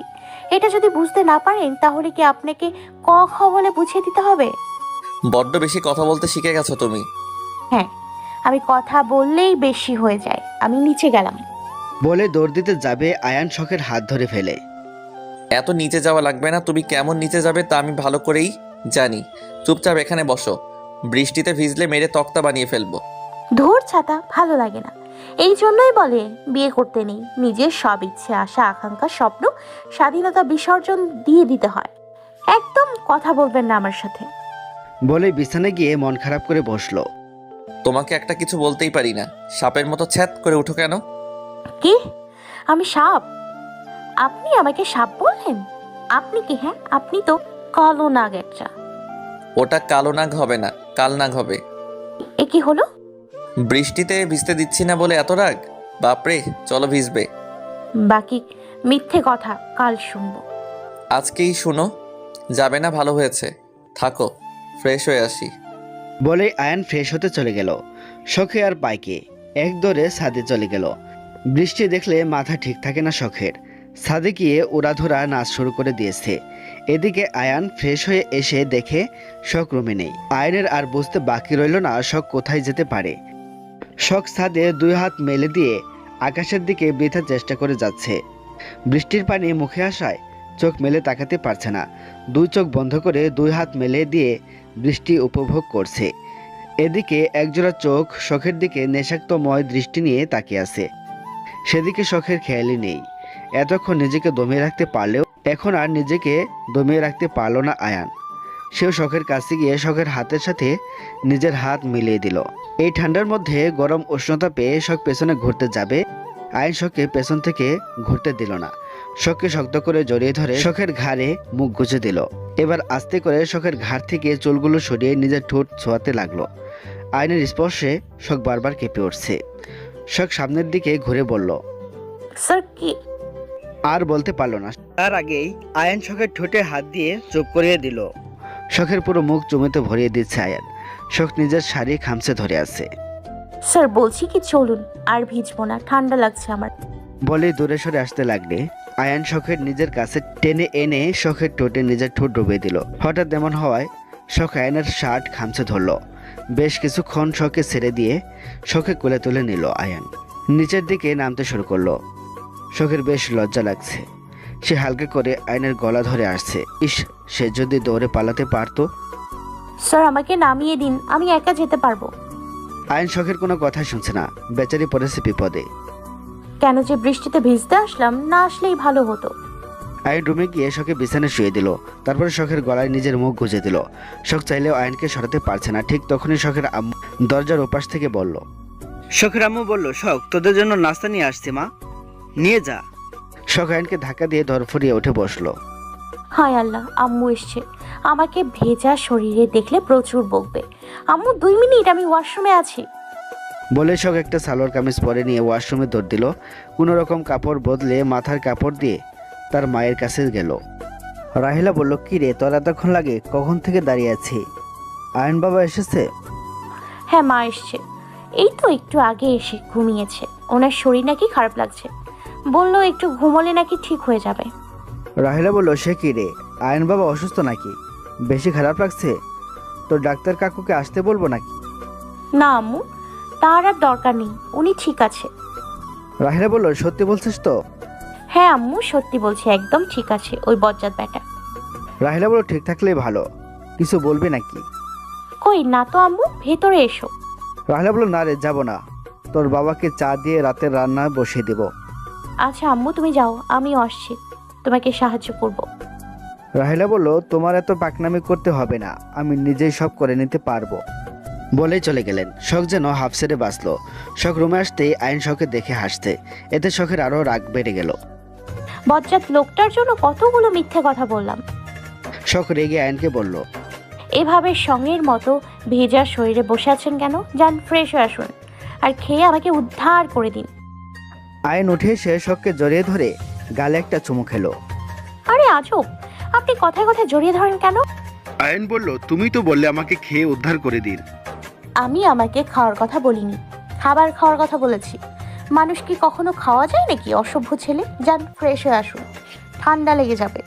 আয়ন বলল আগে একটা চুমু দিবে, তারপরে যাব, না হলে এক পাও নড়বো না। গাল এগিয়ে দিয়ে বলল। শখ এবার রেগে গিয়ে নিজের সবটুকু শক্তি দিয়ে আয়নের গালে কামড় বসিয়ে দিল। আয়ন বলল আম্মু গো, এটা কি হলো? কেন জামাই আদর? অনেক হয়েছে আপনার অসভ্যতামি, এবার আপনি যাবেন। আয়ন বলল এত রাগ দেখানোর কে আছে? আমার মতো ভালো ছেলেকে একা পেয়ে খালি রাগ দেখায়। বলেই আয়ন ফ্রেশ হতে চলে গেল। শখ হালকা হেসে নিচে চলে গেল। পরের দিন দুপুরবেলা মুনতাহা এসে কোনো কথা না বলে নিজের রুমে গিয়ে দরজা লাগিয়ে দিল। এতে মুনতাহার মা বেশ অবাক হলেন। দরজার কাছে গিয়ে ডাকতে শুরু করলেন, কিন্তু মুনতাহা কিছুতেই দরজা খুলছে না। তিনি আর উপায় না পেয়ে শখ আর আয়নকে বললেন। শখ আর আয়ন আসতেই মুনতাহা বলল, কিছু হয়নি, অনেক দূর থেকে এসেছে, ক্লান্ত লাগছে, ফ্রেশ হয়ে বাহিরে আসবে। তাই আর তাকে কেউ বিরক্ত করলো না। মুনতাহার মা তার মেয়ের জন্য রান্না বসিয়ে দিলেন। একটু পরে মুনতাহা বেরিয়ে আসলো। শখ ড্রয়িং রুমে বসে সব কিছু কাটছিল। মুনতাহা সোজা তার মায়ের কাছে গিয়ে মাকে জড়িয়ে ধরে কান্না করে দিল। মেয়ের কান্না দেখে তিনি বিচলিত হয়ে বললেন, কি হয়েছে মা, তুই এভাবে কান্না করছিস কেন? তোর কি কোনো সমস্যা হয়েছে? ওই ছেলেটা তোকে কষ্ট দিয়েছে?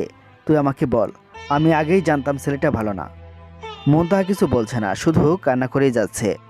রাহেল আবার বলল, লক্ষ্মী মেয়ে আমার, কান্না করে না, আমাকে বল শোনা, কি হয়েছে মাকে বল, হালকা লাগবে, আমি তোর সমস্যার সমাধান করার চেষ্টা করব। মা, শুভ আমাকে আগের মতো আর ভালোবাসে না। আমাকে কেমন যেন এড়িয়ে চলে, ভালোভাবে কথা পর্যন্ত বলে না। রাত করে বাড়ি ফেরে, কিছু বললেই খালি রাগ দেখায়। আমার কোনো মূল্যই নেই ওর কাছে। আর কাল সারা রাত তো বাসায় ফেরেনি। রাহেলা বলল, কি বলছিস এসব? আইন বাবা যে বলল তার ভাই খুব ভালো, আমি আগেই জানতাম ওই ছেলেটা ভালো না, শুধু শুধু আমার মেয়েটার জীবন নষ্ট করে দিল। শখ সবজি কাটতে কাটতে দেখার চেষ্টা করছিল তার বোন কোথায় গেল। বেখেয়ালের জন্য সবজির জায়গায় নিজের হাতে চাকু বসিয়ে দিল, সাথে সাথে হাত থেকে রক্ত ঝরা শুরু করে দিল। শখ হালকা চিৎকার করে উঠল। আয়ন নিচের দিকে আসছিল। শখের চিৎকার শুনে দৌড়ে আসলো। এসে দেখে শখ হাত কেটে বসে আছে। সাথে সাথে আয়নের রাগ মাথায় উঠে গেল। কে বলেছিল ওকে কাজ করতে? তাড়াতাড়ি শখের কাছে গিয়ে হাত ধরে বলল, দেখি দেখি কতখানি হাত কেটে গেল, কে বলেছিল কাজ করতে? হ্যাঁ বলে শখের হাত মুখে পুরে দিল, রক্ত বন্ধ করার হালকা চেষ্টা। ঔষধের বক্স কোথায়, তাড়াতাড়ি বলো, তুমি যে কি করো না, হাত কেটে বসলে। শখ হাত দিয়ে দেখিয়ে দিলে আয়ান তাড়াতাড়ি ওষুধের বক্স নিয়ে এসে শখের হাত ব্যান্ডেজ করে দিল। রাহেলা বলল, দেখলি দেখলি কত ভালোবাসে শখকে, আজ এখানে তুই থাকতি, শখের জায়গায় তোর থাকার কথা ছিল। সব কিছুর জন্য শখ দায়ী, আজ সব কিছু অর্জনই হয়েছে। বাবা মাকে খেয়ে শান্তি হয়নি, এবার আমাদের খেতে এসেছে। অর্জনে কি করিনি, ও আমার মেয়ের সুখী কেড়ে নিল, ওকে তো আজ আমি ছাড়ব না। মুনতাহা মনে মনে ভাবতে শুরু করলো, সত্যিই তো, আয়ান স্যার শখকে কত ভালোবাসে। শখ একটু ব্যথা পেয়েছে, তাই স্যার কত পাগলের মতো করছে।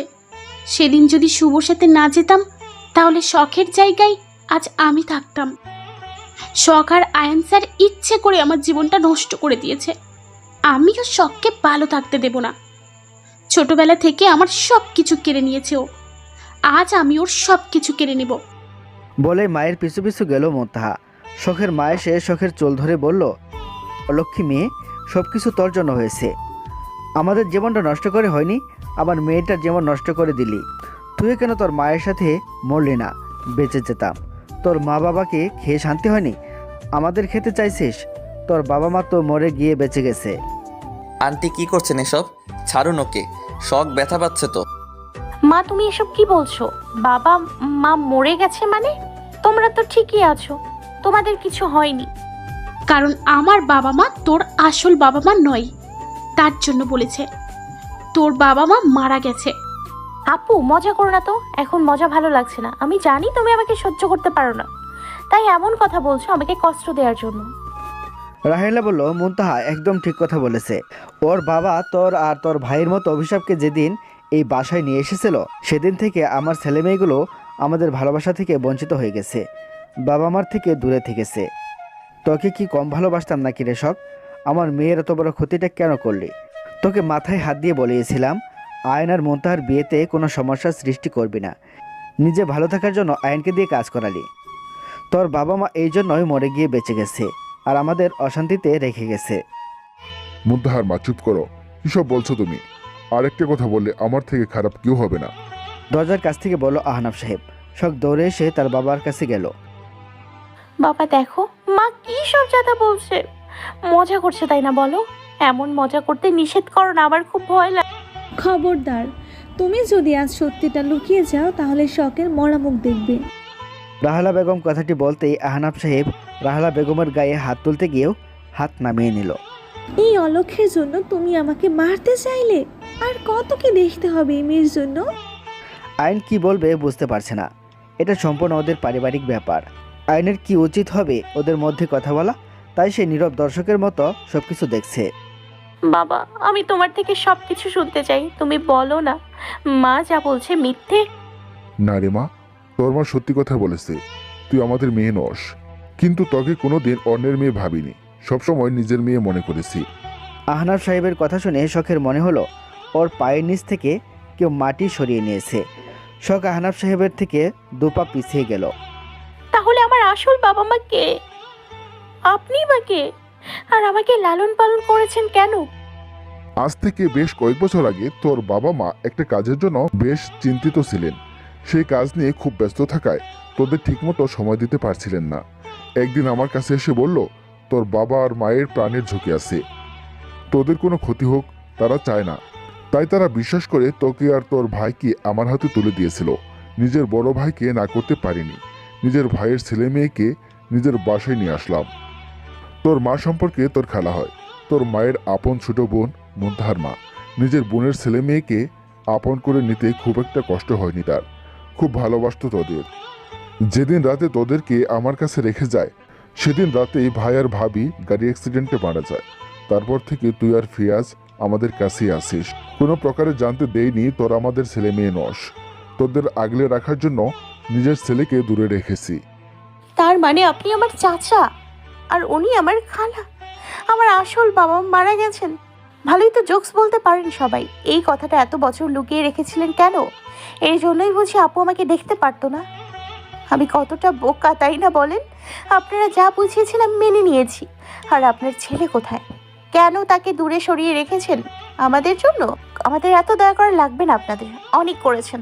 আর না, আয়েশ বলল, ওনাকে বলতে হবে না, আমি ওনাদের ছেলে। তোমাদের জন্য আমি আমার বাবা মায়ের কাছ থেকে দূরে থেকেছি, কারণ বাবা মা আমাদের থেকে বেশি ভালোবাসতো তোমাদের। আয়াস আপনি এখানে? হ্যাঁ, আয়েশ আমাদের নিজের ছেলে। মুন্তাহা তোকে বকাবকি করে চুপ থাকলেও আয়েশ ফিয়াজকে দেখতে পারতো না, খালি খুন করার চেষ্টা করত। ছোট মানুষের হিংসা খুব ভয়ঙ্কর।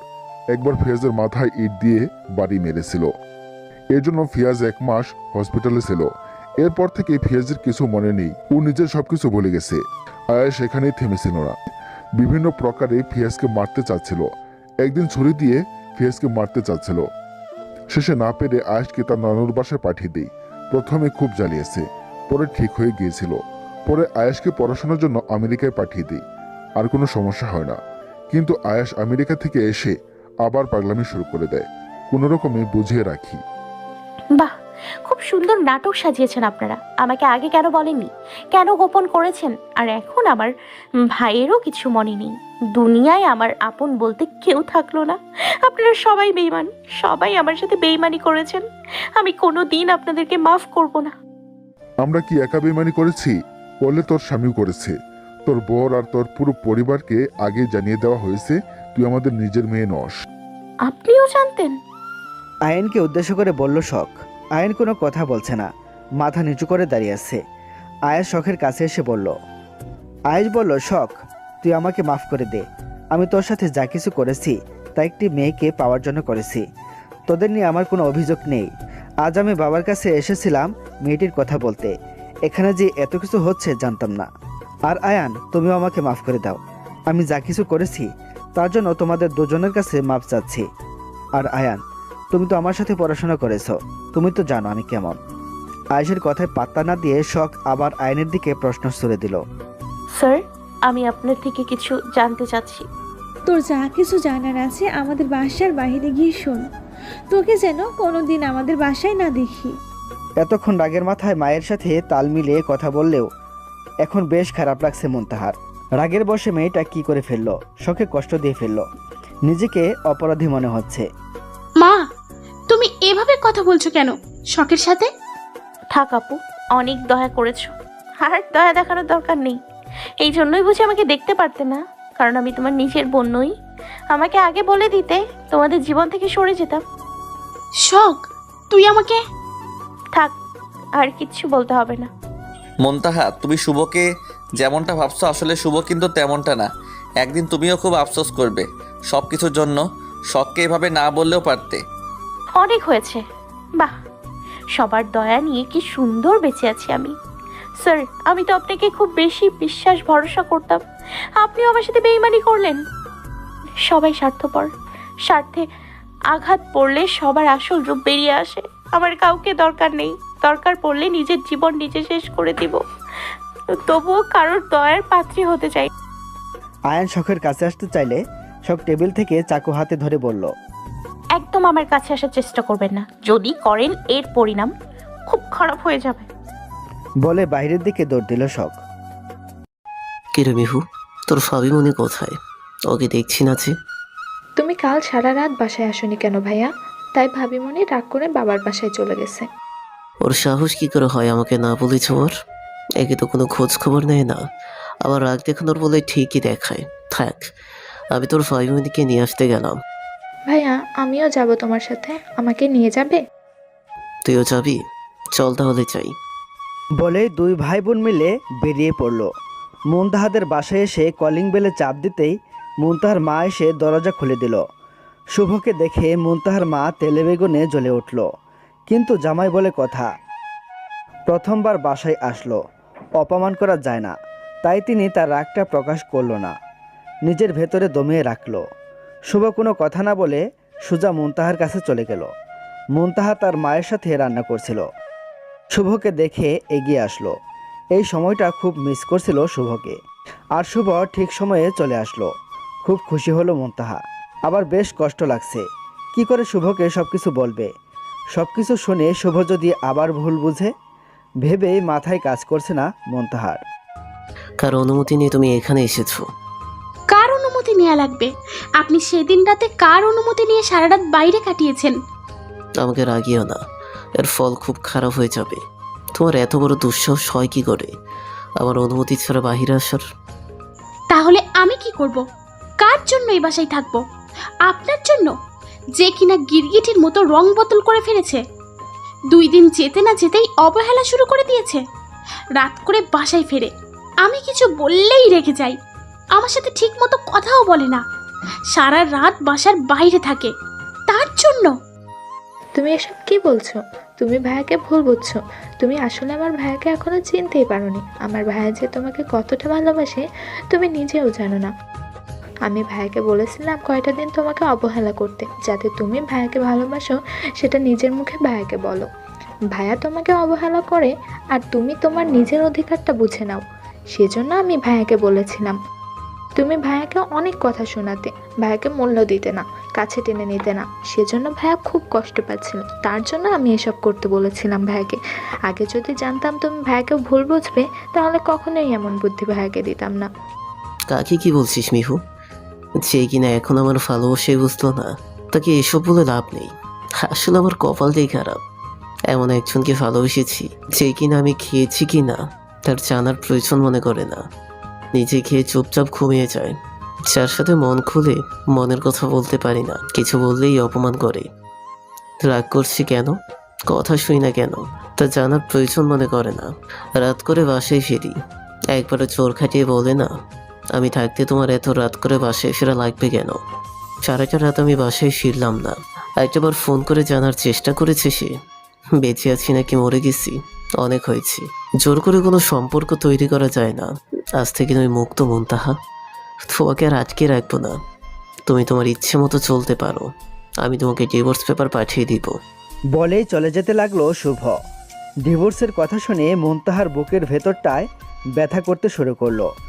সত্যি নিজের প্রতি খুব ঘৃণা, রাগ দুটোই হচ্ছে।